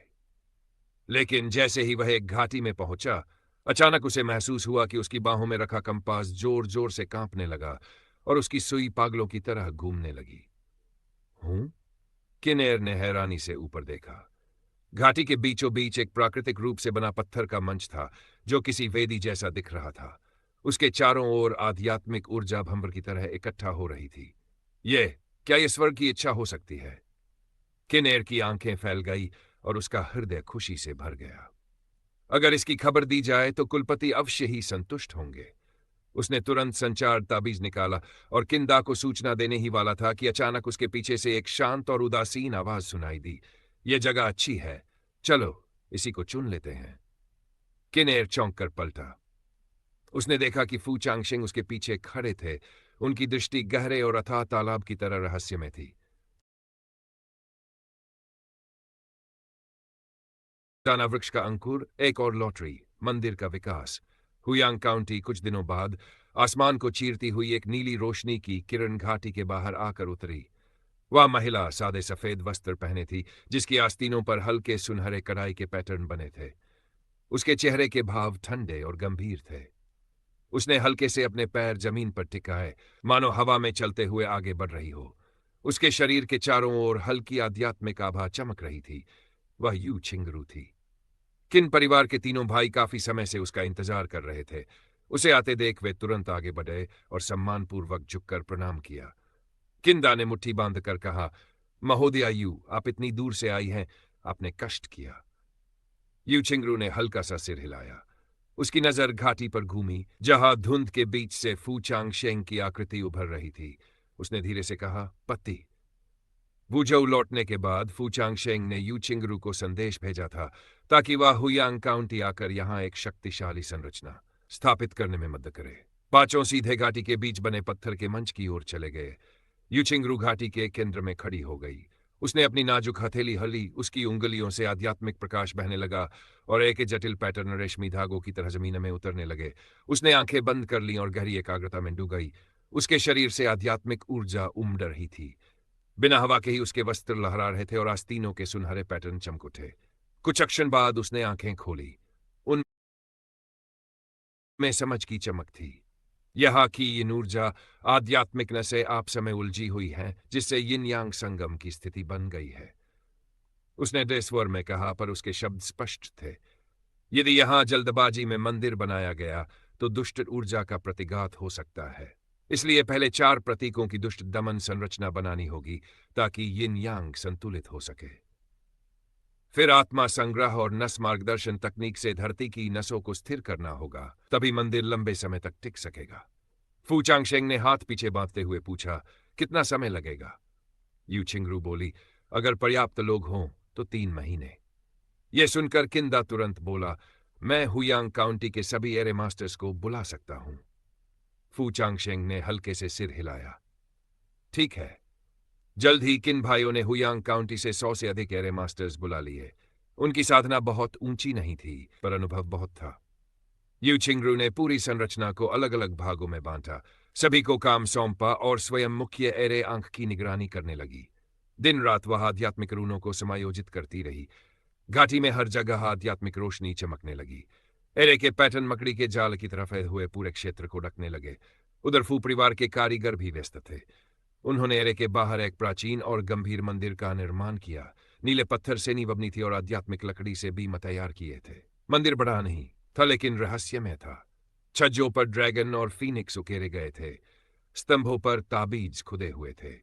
यहां तक कि फर्श की टाइलें भी 8 त्रिग्राम के अनुसार रखी गई थी। मंदिर के केंद्र में 3 झांग ऊंची मूर्ति का आधार बन चुका था। अब केवल अंतिम चरण बचा था, देवता को मंदिर में आमंत्रित करना। मंदिर के सामने खड़े फू चांगशेंग की आंखों में सोच की झलक थी। किंदा, उसने शांत स्वर में कहा। किंदा तुरंत आगे आया। आदेश दीजिए कुलपति। फू चांगशेंग बोला, आज से तुम तीनों मंदिर के चमत्कारों की खबर फैलाओ। लोगों को पता चलना चाहिए कि यह साधारण मंदिर नहीं है। जरूरत पड़े तो कुछ चमत्कार भी दिखा सकते हो। किंदा तुरंत समझ गया। जैसा आदेश। 3 दिन बाद हुयांग काउंटी का पश्चिमी बाजार लकड़हारा वांग लाओवू ने मेज पर जोर से मुक्का मारा। सच कह रहा हूं, मैंने अपनी आंखों से देखा। चायखाने में बैठे लोग उसकी ओर देखने लगे। वह हाथ हिलाते हुए बोला, उस दिन मैं पहाड़ पर लकड़ी काटने गया था। अचानक मुझे ड्रैगन की गर्जना सुनाई दी। मैंने ऊपर देखा तो घाटी से सुनहरी रोशनी आसमान में उठ रही थी और उसमें एक सुनहरा ड्रैगन लिपटा हुआ दिखाई दे रहा था। किसी ने हंसकर कहा, कहीं तुम ज्यादा पीकर तो नहीं आए थे? वांग लाओवू ने तुरंत जेब से एक पत्थर निकाला। देखो, यह मुझे वही मिला था। पत्थर पर हल्की सुनहरी रेखाएं थी और उसे छूने पर ठंडक महसूस हो रही थी। लोग चुप हो गए। 5 दिन बाद उत्तर गली शिकारी जांगटिएदान कांपते हुए बोला, कल रात जब मैं मंदिर के पास से गुजरा तो तेज हवा चलने लगी। मैंने ऊपर देखा और उस मूर्ति की आंखें खुली हुई थीं। भीड़ हाँफ उठी। फिर क्या हुआ? चांग बोला, मैं डरकर घुटनों के बल बैठ गया और 3 बार सिर झुकाया। फिर जब मैंने ऊपर देखा तो सब सामान्य था। लेकिन ये देखो, उसने अपना कॉलर खोला। उसकी गर्दन पर हल्का सुनहरा निशान था। एक बूढ़ा कांपती आवाज में बोला, ये तो दिव्य मुहर है। 10 दिन बाद केंद्रीय चौक किन साहब ऊंचे मंच पर खड़े थे। कुछ समय पहले मुझे एक अजीब बीमारी हो गई थी। कोई दवा काम नहीं आई, लेकिन तियानोंग मंदिर में अगरबत्ती जलाने के बाद अगले दिन मैं पूरी तरह ठीक हो गया। लोगों में चर्चा शुरू हो गई। किसी ने पूछा, क्या यह बीमारी नकली थी? किन साहब हंसे और अपनी कमीज फाड़ दी। उसकी छाती पर भयानक काला निशान था। यह यिनशा रोग है। अगर दिव्य शक्ति न होती तो मैं अब तक मर चुका होता। अब लोगों को यकीन हो गया। आधी महीने के भीतर पूरा हुयांग काउंटी तियानलोंग मंदिर के चमत्कारों की चर्चा करने लगा। मंदिर खुलने का दिन आसमान साफ था। सुबह सुबह हजारों लोग घाटी के बाहर इकट्ठा हो गए। कुछ बूढ़े लाठियों के सहारे आए थे, कुछ महिलाएं बच्चों को गोद में लिए थी, कुछ युवक आपस में फुसफुसा रहे थे। सुना है ये मंदिर बहुत चमत्कारी है। हाँ, किन साहब की बीमारी यहीं ठीक हुई थी। चुप रहो, मंदिर के दरवाजे खुलने वाले हैं। भीड़ अचानक शांत हो गई। मंदिर के सामने फू चांगशेंग काले वस्त्र में खड़ा था। पहाड़ी हवा उसके वस्त्रों को हिला रही थी। उसकी आकृति गहरी झील या विशाल पर्वत जैसी स्थिर और रहस्यमयी लग रही थी। उसके पास यू चिंगरू शांत खड़ी थी। किंदा, किनेर और किन्सान मंच के नीचे खड़े थे। अचानक किंदा जोर से चिल्लाया, शुभ मुहूर्त आ गया। फू चांगशेंग ने धीरे से हाथ उठाया। अचानक स्विश, मंदिर के ऊपर बंधी लाल रेशमी पट्टी गिर गई। 4 सुनहरे अक्षर चमक उठे। तियानलोंग मंदिर। उन अक्षरों में अद्भुत शक्ति थी, मानो उनमें से ड्रैगन की गर्जना निकल रही हो। तभी धड़ाम, मंदिर के भीतर की मूर्ति से अचानक तेज सुनहरी रोशनी फूट पड़ी। एक ड्रैगन का आभासी रूप आसमान में उड़ गया। उसकी आंखें मशालों की तरह चमक रही थी। रार! ड्रैगन की गर्जना से पूरी घाटी कांप उठी। लोग डर से जमीन पर गिर पड़े। ड्रैगन प्रकट हो गया। ड्रैगन देवता हमारी रक्षा करें। लोग पागलों की तरह सिर झुकाकर प्रार्थना करने लगे। अगरबत्ती का धुआं हवा में घूमते हुए छोटे ड्रैगन का रूप लेकर मूर्ति में समा गया। यह सच्चा चमत्कार है। पूरी घाटी अगरबत्ती की सुगंध से भर गई। फू चांगशेंग हाथ पीछे बांधकर खड़ा था। उसकी आंखों में सुनहरी रोशनी झलक रही थी। उसके होंठों पर हल्की मुस्कान थी। उसी क्षण उसके मन में एक परिचित यांत्रिक आवाज गूंजी। डिंग! आपने अपने परिवार के लिए तियानलोंग मंदिर बनाया है, जिसका भविष्य पर गहरा प्रभाव पड़ेगा। आपको एक विशेष लॉटरी अवसर प्रदान किया गया है। क्या आप इसे अभी उपयोग करना चाहते हैं? फू चांगशेंग थोड़ा चौंक गया। हूं? सिस्टम ने तो मुझे फिर से लॉटरी दे दी। अगर चाहो तो मैं भाग 9 भी हिंदी में इसी तरह कहानी की शैली में अनुवाद करके दे सकता हूं। भाग और अध्याय क्वाट्सिस, खजाना वृक्ष का अंकुर, एक और लॉटरी।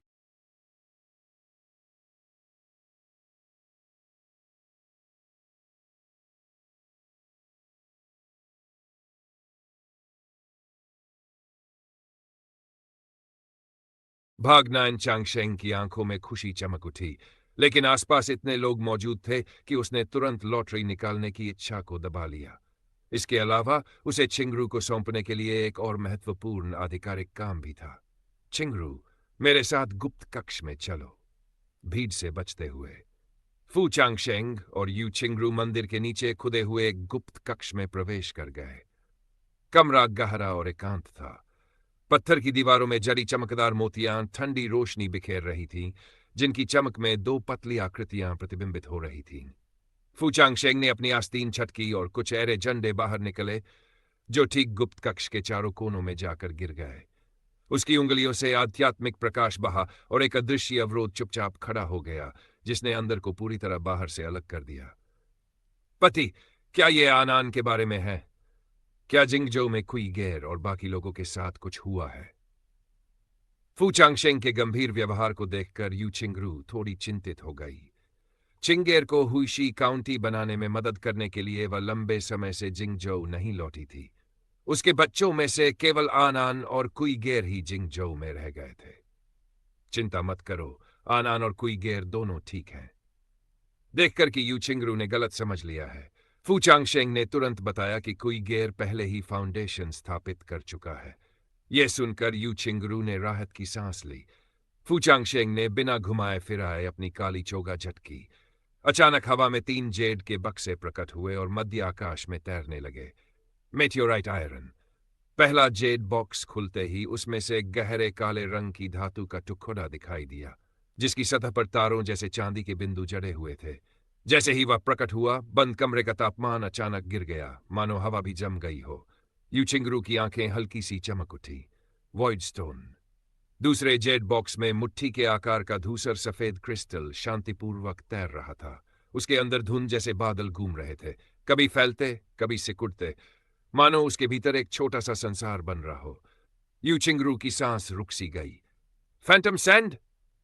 तीसरा जेड बॉक्स खुलते ही आकाशगंगा जैसी चमकदार रेत बाहर बह निकली।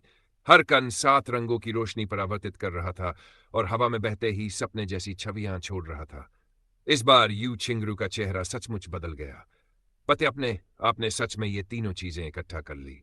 और उसकी नजर जेड बॉक्सों पर गई और उसकी आवाज में भावनाओं की छलक आ गई। इतनी मात्रा तो 6 टेलीपोर्टेशन एरे बनाने के लिए काफी है। ये तीनों आध्यात्मिक सामग्री ऐसी थी जो बाजार या व्यापार मेलों में लगभग कभी दिखाई नहीं देती थी, क्योंकि इन्हें शाही दरबार नियंत्रित करता था। उसे बिल्कुल उम्मीद नहीं थी कि उसका पति इतनी कम समय में इतनी बड़ी मात्रा में इन्हें इकट्ठा कर लेगा।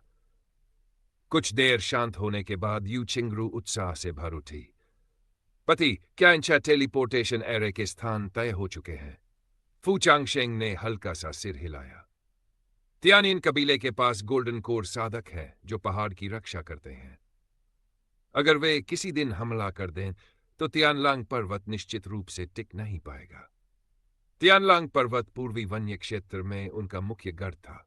अगर फू परिवार भविष्य में और संसाधन हासिल करना चाहता है तो उन्हें बाहर की ओर विस्तार करना ही पड़ेगा। इसलिए पहले से तैयारी जरूरी थी। उसने हाथ उठाकर हवा में इशारा किया और प्रकाश से एक धुंधला नक्शा बन गया।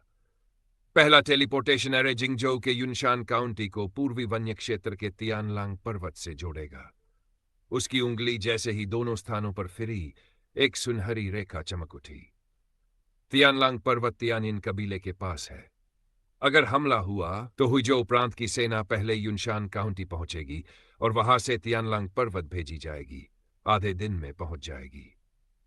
फिर उसने पूछा, छिंगरू, तुम्हारी क्षमता से इन 2 टेलीपोर्टेशन एरे को बनाने में कितना समय लगेगा? यू छिंगरू ने अपनी उंगलियों से वॉइड स्टोन को हल्के से छुआ और उसमें मौजूद स्थानिक शक्ति को महसूस किया। थोड़ी देर सोचने के बाद उसने कहा, टेलीपोर्टेशन एरे साधारण एरे से अलग होते हैं, खासकर लंबी दूरी के बड़े टेलीपोर्टेशन एरे। इनके लिए वॉइड स्टोन आधार, मेटियोराइट आयरन ढांचा और फैंटम स्पिरिट सैंड मार्गदर्शक के रूप में चाहिए। इन तीनों के संयोजन से ही स्थानिक मार्ग स्थिर रहता है। उसने गंभीर स्वर में आगे कहा, हालांकि मैं लगभग 4थे स्तर की एरे मास्टर हूं, लेकिन अभी केवल पर्पल मेंशन स्तर पर हूं और मैंने पहले कभी टेलीपोर्टेशन एरे का निर्माण नहीं किया। अगर मुझे सब कुछ खुद समझकर करना पड़े तो कम से कम 10 साल लगेंगे। फू चांगशेंग हल्का सा भौहें सिकोड़ गया। 10 साल बहुत लंबा समय था। तियानिन कबीला लालच भरी नजर से देख रहा था और कभी भी हमला कर सकता था। अगर वे 10 साल इंतजार करते तो शायद तियानलांग पर्वत पहले ही हाथ से निकल जाता। 10 साल बहुत लंबा है, फू चांगशेंग ने गहरी आवाज में कहा। अगर हम कबीले से कुछ एरे मास्टर चुनकर मदद के लिए लाएं तो क्या समय कम हो सकता है? यू छिंगरू ने थोड़ी देर सोचा और सिर हिलाया। अगर पर्याप्त लोग हो तो काम तेज हो सकता है, लेकिन उसकी आवाज ठंडी हो गई। टेलीपोर्टेशन एरे एक रणनीतिक हथियार है। अगर इसकी खबर बाहर गई तो सभी ताकतें इसे हथियाने की कोशिश करेंगी, यहां तक कि शाही दरबार भी हस्तक्षेप करेगा। फू चांगशेंग ने शांत स्वर में कहा, इसलिए चुने गए एरे मास्टर पूरी तरह भरोसेमंद होने चाहिए। यू छिंगरू की आंखों में हल्की चमक आई। उसके मन में पहले ही योजना बन चुकी थी। यू परिवार की सीधी शाखा में 3 एरे मास्टर है जिनकी क्षमता गहरी है। उन्हें मैंने खुद सिखाया है, इसलिए उनकी निष्ठा पर कोई शक नहीं। इसके अलावा फू परिवार ने वर्षों में जो एरे मास्टर प्रशिक्षित किए हैं उनमें भी कुछ प्रतिभाशाली हैं।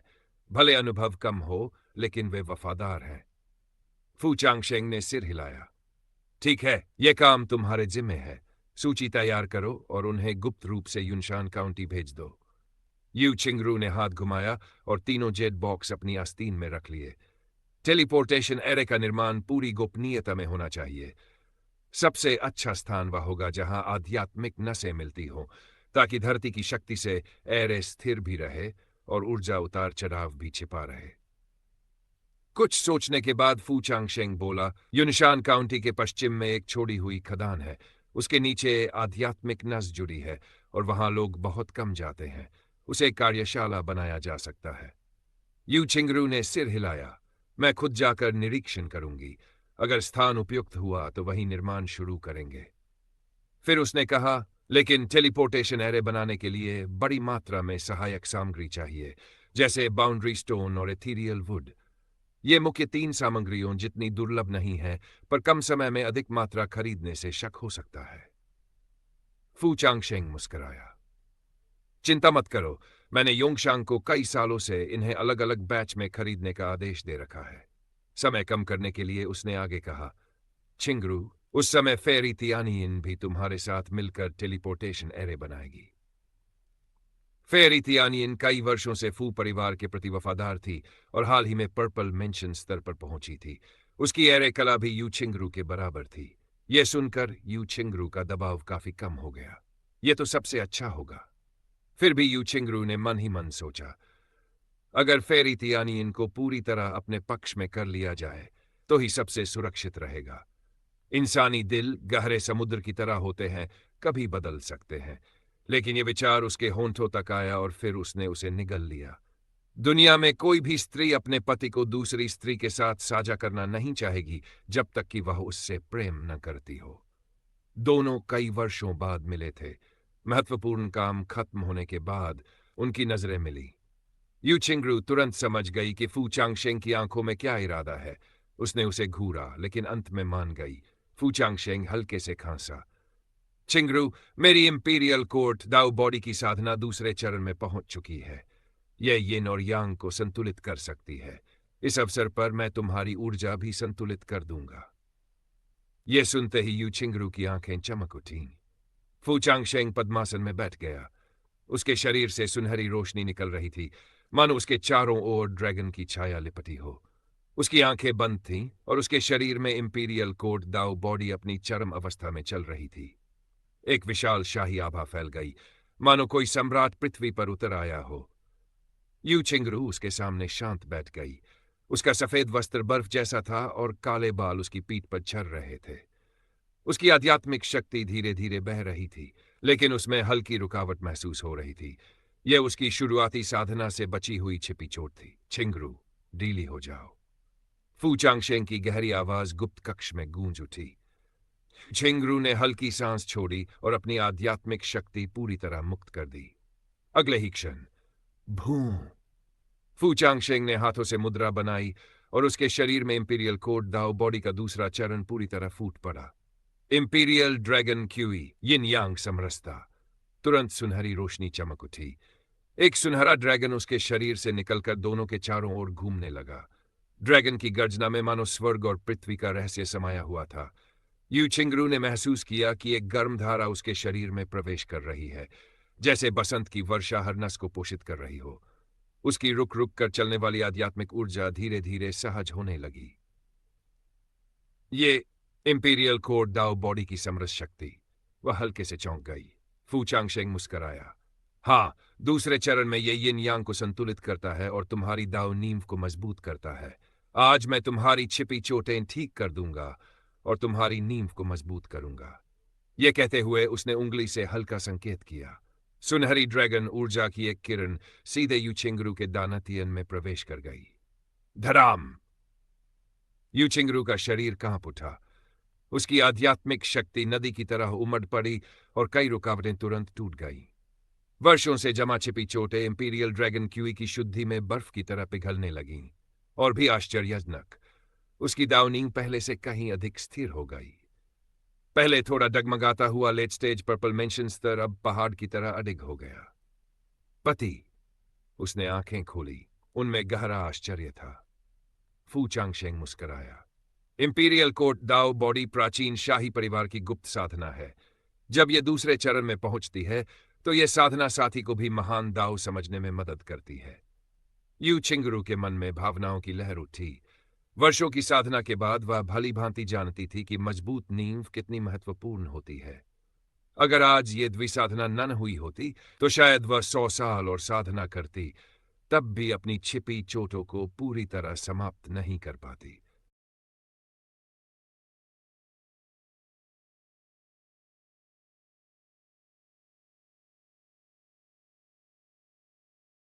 भागदह हिंदी अनुवाद खतरों से। धन्यवाद मेरे पति, उसने धीरे से कहा। उसकी आंखों में दुर्लभ कोमलता झलक रही थी। फू चांगशेंग ने सिर हिलाया और उसका नर्म हाथ पकड़ लिया। हम पति पत्नी हैं, धन्यवाद कहने की कोई जरूरत नहीं। जैसे ही उसने यह कहा, उसके शरीर के भीतर की ड्रैगन ऊर्जा फिर से बदल गई। यिन और यांग की ऊर्जाओं में परिवर्तित होकर यू छिंगरू की आध्यात्मिक शक्ति के साथ मिल गई। दोनों की आभाएं धीरे धीरे एक हो गई और गुप्त कक्ष में भरी आध्यात्मिक ऊर्जा उबलने लगी, लहरों की तरह उनके शरीरों में समाने लगी। गुप्त कक्ष के भीतर फू चांगशेंग और यू छिंगरू की द्वैध साधना समाप्त हुई। उनकी आभाएं एक हो चुकी थी और आध्यात्मिक ऊर्जा अनवरत प्रवाहित हो रही थी। उसी क्षण भूम, फू चांगशेंग के दंतियन के भीतर स्थित 5 तत्वीय स्थान अचानक कांप उठा और एक रहस्यमयी शक्ति बाहर की ओर फैल गई। दंतियन शरीर में वह केंद्र माना जाता है जहां साधक अपनी की या ऊर्जा को संचित करता है। फूंग शेंग ने भौंना उठाई और अपनी चेतना 5 तत्वीय स्थान में डुबो दी। 5 तत्वीय स्थान के भीतर जो शान टाउन कबीले का कराहा पहले बिल्कुल शांत था, वह इस समय हल्का सा कांप रहा था। उसके भीतर लंबे समय से सुप्त पड़ी कुलधन वृक्ष बीज अचानक चटक गया और मिट्टी को चीरते हुए एक कोमल हरी कोंपल बाहर निकल आई। यह क्यूनियांग उस समय आध्यात्मिक खेत की देखभाल कर रही थी। यह दृश्य देखते ही वह स्तब्ध रह गई। फिर वह जल्दी से आगे बढ़ी। उसकी सुंदर आंखें आश्चर्य से भरी थीं। कुल का अमूल्य वृक्ष बीज अंकुरित हो गया। वह झुककर उस नन्ही कोंपल को सावधानी से छूने लगी। उसकी उंगलियों में एक गर्म और प्राचीन सी अनुभूति हुई, जैसे उसने किसी रक्त संबंधित शक्ति को छू लिया हो। मालिक, क्यूनियांग ने तुरंत संदेश भेजा, कुल के खजाना वृक्ष का बीज अंकुरित हो गया है। फू चांगशेंग का मन हिल गया और उसने तुरंत अपनी चेतना 5 तत्वीय स्थान में प्रक्षेपित कर दी। यह खजाना वृक्ष सचमुच रक्त से पोषण पाता है। क्यूनियांग ने सिर हिलाते हुए समझाया, मालिक, यह वृक्ष प्राचीन काल से कबीले की पवित्र धरोहर है। यह तभी अंकुरित होता है जब कबीले का भाग्य चरम पर हो और रक्तवंश फल फूल रहा हो। अभी यह आपके और आपकी दाव साथी की द्वैध साधना के कारण सक्रिय हुआ है। इसका मतलब है कि आपकी रक्तवंश शक्ति इतनी मजबूत है कि इसके विकास को सहारा दे सकती है। फू चांगशेंग गहरी सोच में पड़ गया। कुल वृक्ष हर उस संतान के लिए एक नई शाखा उगाता है जिसके पास आध्यात्मिक जड़ें हों। जब इसकी शाखाएं 5 हो जाती है, तब यह अगले स्तर में प्रवेश करता है और जान फल उत्पन्न करता है, जो संतानों की साधना बढ़ाने में मदद करता है। तो इसका मतलब यह है कि जितने अधिक बच्चे छिंगरू, मेइजिन और मेरे होंगे, उतनी ही तेजी से यह वृक्ष बढ़ेगा। क्यू नियांग ने मुंह ढककर हंसते हुए कहा, मालिक, केवल इतना ही नहीं, हर बार जब यह वृक्ष एक स्तर पार करता है, तब यह अलग अलग प्रभाव वाले आध्यात्मिक फल देता है और शायद रक्तवंश की अलौकिक शक्तियां भी उत्पन्न कर सकता है। फू चांगशेंग की आंखों में चमक कौंधी। यह वस्तु तो सचमुच किसी कबीले के उत्थान के लिए परम खजाना है। वह वास्तविकता में लौट आया, पास बैठी यू छिंगरू की ओर देखा और हल्का सा मुस्कुराया। छिंगरू, हूं। यू छिंगरू ने सिर उठाया। उसके अजीब भाव देखकर वह उलझन में पड़ गई। फू चांगशेंग ने कुछ समझाया नहीं, बस उसका हाथ पकड़कर धीरे से कहा, शायद हमें भविष्य में और बच्चे पैदा करने चाहिए। अगली सुबह यू छिंगरू हुयांग काउंटी के मंदिर से निकल गई। युनशान काउंटी लौटने से पहले वह विशेष रूप से हुइपिंग काउंटी गई, जहां उसका बेटा फू योंगचिंग शासन कर रहा था। हुइपिंग काउंटी प्रांतीय गवर्नर का कार्यालय। फू योंगचिंग अपने अध्ययन कक्ष में सरकारी दस्तावेज देख रहा था, तभी बाहर से एक पहरेदार ने आकर सूचना दी, महाराज, वृद्धा महोदय आ गई है। मां? फू योंगचिंग चौंक गया और तुरंत उनका स्वागत करने बाहर गया। जैसे ही वह अध्ययन कक्ष से बाहर निकला, उसने देखा कि यू छिंगरू आंगन में शांत खड़ी है। वह साधारण सफेद पोशाक पहने थी और उसके साथ उसका तीसरा भाई फू योंगशो था। मां, तीसरे भाई। फू योंगचिंग तुरंत आगे बढ़ा और सम्मानपूर्वक झुक गया। यू छिंगरू ने हल्का सा सिर हिलाया। उसकी नजर पूरे गवर्नर भवन पर घूमी। सब कुछ व्यवस्थित देखकर उसकी आंखों में संतोष की झलक आई। चिंगेर, आने वाले कुछ वर्षों में मैं एकांत साधना करूंगी। शायद बाहरी मामलों को देखने का समय न मिले। फू योंगचिंग का चेहरा गंभीर हो गया। मां, क्या आप पर्पल मैंशन स्तर के शिखर को तोड़ने वाली है? यू चिंगरू ने सीधे उत्तर नहीं दिया, बस शांत स्वर में कहा, तुम और लियू शुआंग हुइपिंग काउंटी को अच्छी तरह संभालो। यदि कोई कठिनाई हो तो गृहस्वामिनी को संदेश भेज देना। फिर उसने फू योंगशो की ओर देखा। योंगशो, तुम्हारा बड़ा भाई शांत और स्थिर है, लेकिन कभी कभी बहुत सावधान हो जाता है। तुम्हें उसकी अधिक मदद करनी चाहिए। फू योंगशो हंस पड़ा। मां, चिंता मत कीजिए। जब तक मैं यहां हूं, हुइपिंग काउंटी निश्चित रूप से समृद्ध होगी। फू योंगचिंग ने असहाय होकर सिर हिलाया, लेकिन उसकी आंखों में मुस्कान थी। जब भाई एक मन हो जाएं, तो उनकी शक्ति लोहे को भी तोड़ सकती है। निर्देश देने के बाद यू चिंगरू बिना रुके वहां से चली गई। उसकी जाती हुई आकृति को देखते हुए फू योंगचिंग बुदबुदाया, तीसरे भाई, मां पहले से थोड़ी नरम लग रही है।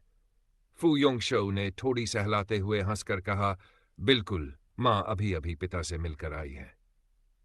अगर चाहो तो मैं पार्ट 11 भी इसी तरह साफ और कहानी स्टाइल हिंदी में।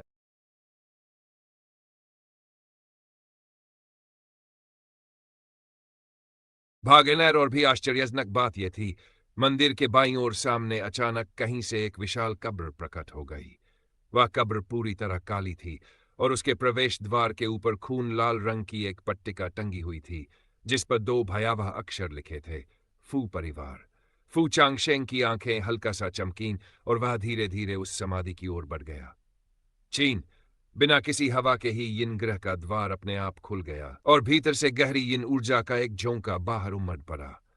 अंदर के मंडप, ऊंची इमारतें और घुमावदार गलियारे धुंधले धुंधले दिखाई दे रहे थे और वे लगभग 7 हिस्सों तक नश्वनिया के फू परिवार के महल से मिलते जुलते थे। नश्वर संसार में मंदिर बनाओ और अधोलोक में निवास करो। फू चांगशेंग बुदबुदाया, उसकी आंखों में सोच का भाव चमक उठा। उसी क्षण धड़ाम, मंदिर के केंद्र में स्थित प्रतिमा अचानक चकाचौंध कर देने वाली सुनहरी रोशनी से फट पड़ी, जो सीधे आकाश की ओर जा रही थी। वह सुनहरी रोशनी पहले से कहीं अधिक ठोस थी और उसके भीतर एक 5 पंजों वाला स्वर्ण ड्रैगन हल्के हल्के लिपटा हुआ दिखाई दे रहा था। उसकी आंखें मशालों की तरह चमक रही थी और वह अधोलोक की ओर दृष्टि डाल रहा था। उसका दबाव इतना भयानक था कि पास के आत्माएं डर से कांपते हुए घुटनों के बल बैठ गई। और भी विचित्र बात यह थी, पीले झरने का जल बदल गया था। जो नदी पहले गंदी और पीली दिखाई देती थी, अब उसमें हल्की सी सुनहरी चमक झिलमिला रही थी। धारा धीमी हो गई थी और नदी की सतह से सुनहरे कुहासे की लहरें उठ रही थी। नदी के तल से हल्की सी ड्रैगन की गर्जना भी सुनाई दे रही थी। फू चांगशेंग पीले झरने के किनारे तक चला गया और उसने अपना हाथ आगे बढ़ाया। छप! सुनहरे कुहासे की एक लहर उसकी उंगलियों के चारों ओर घूमने लगी, जिसमें धूप, अगरबत्ती और प्रार्थना शक्ति की हल्की सी आभा समाई हुई थी। क्या नश्वर संसार से चढ़ाई जाने वाली अगरबत्ती की भेंट अधोलोक को पोषित कर रही है? उसकी आंखों में चमक उभरी। स्वर्गीय ड्रैगन देवता की सत्ता और भी मजबूत हो गई है। उसी समय जब वह इस पर विचार कर रहा था, अचानक कब्र के भीतर गहराई से कदमों की आहट आई। टप टप टप! अंधेरे से एक धुंधली आकृति बाहर आई। उसका शरीर धुंधला सा था, लेकिन फिर भी यह पहचाना जा सकता कि वह फू परिवार के वस्त्र पहने एक बूढ़ा आदमी था, जिसके चेहरे पर गंभीर भाव थे। वह बूढ़ा फू चांगशेंग के सामने आया, गहराई से झुका और कर्कश आवाज में बोला, मानो सूखी लकड़ी के बीच से हवा सीटी बजा रही हो। यह बूढ़ा सेवक परिवार के स्वामी को प्रणाम करता है। फू चांगशेंग की दृष्टि तेज हो गई। तुम कौन हो? बूढ़े ने धीरे धीरे सिर उठाया। उसका चेहरा बूढ़ा और अपरिचित था, लेकिन उसकी आंखों में अजीब सी सुनहरी चमक झिलमिला रही थी। यह बूढ़ा सेवक फू परिवार के पुश्तैनी घर की आत्मा है। क्योंकि नश्वर संसार में मंदिर बनाया गया, इसलिए अगरबत्ती और प्रतिज्ञाओं की शक्ति ने यिन और यांग को जोड़ दिया और इस प्रकार मुझे चेतना प्राप्त हुई। अब मैं अधोलोक में फू परिवार के मामलों का प्रबंधन करता हूं। हालांकि क्योंकि अभी तक इस पुश्तैनी घर और नश्वर संसार में स्थित फू परिवार के पूर्वजों के मंदिर के बीच का मार्ग नहीं बना है, इसलिए फिलहाल फू परिवार की आत्माओं को अधोलोक के इस पुश्तैनी घर तक लाया नहीं जा सकता। यिन यांग मार्ग। फू चांगशेंग ने पहली बार इसके बारे में सुना था। चूंकि तुम इस यिन निवास की आत्मा हो, तो क्या तुम्हें पता है कि यिन और यांग के बीच का मार्ग कैसे बनाया जाता है? बूढ़ा हल्का सा झुका। उसकी आवाज कर्कश थी। स्वामी को निवेदन है, यह बूढ़ा सेवक अभी अभी जागृत हुआ है, इसलिए इस विषय में पूरी तरह अवगत नहीं है। वह थोड़ी देर रुका। उसकी आंखों में सुनहरी रोशनी चमकी। लेकिन यह बूढ़ा सेवक महसूस कर सकता है कि यिन यांग मार्ग के निर्माण के लिए 3 शर्तों का पूरा होना आवश्यक है। फू चांगशेंग की आंखें हल्की सी चमकीं। कौन सी 3? बूढ़े ने धीरे धीरे कहा। पहली, नश्वर संसार में फू परिवार का एक पुश्तैनी मंदिर होना चाहिए, जहां पूर्वजों की आत्मा पट्टिकाएं स्थापित हों। दूसरी, इस समाधि स्थल को पर्याप्त अगरबत्ती की भेंट और प्रतिज्ञाओं की शक्ति एकत्र करनी होगी, ताकि इसकी नींव मजबूत हो सके। तीसरी, यिन और यांग को जोड़ने के लिए एक माध्यम होना चाहिए। फू चांगशेंग ने सोचा। माध्यम? बूढ़े ने सिर हिलाया। हाँ, यिन और यांग की दुनियाएं आपस में जुड़ी हुई नहीं हैं। यदि कोई विशेष पुल न हो, तो चाहे यांग लोक में मंदिर बना हो और अधोलोक में निवास, फिर भी उन्हें सच में जोड़ना कठिन होगा। फू चांगशेंग ने यह बात मन ही मन याद कर ली और क्यूचान को आदेश दिया कि वह पुराने मास्टर फू पर नजर रखे और यदि कुछ भी असामान्य हो तो तुरंत उसे सूचना दे।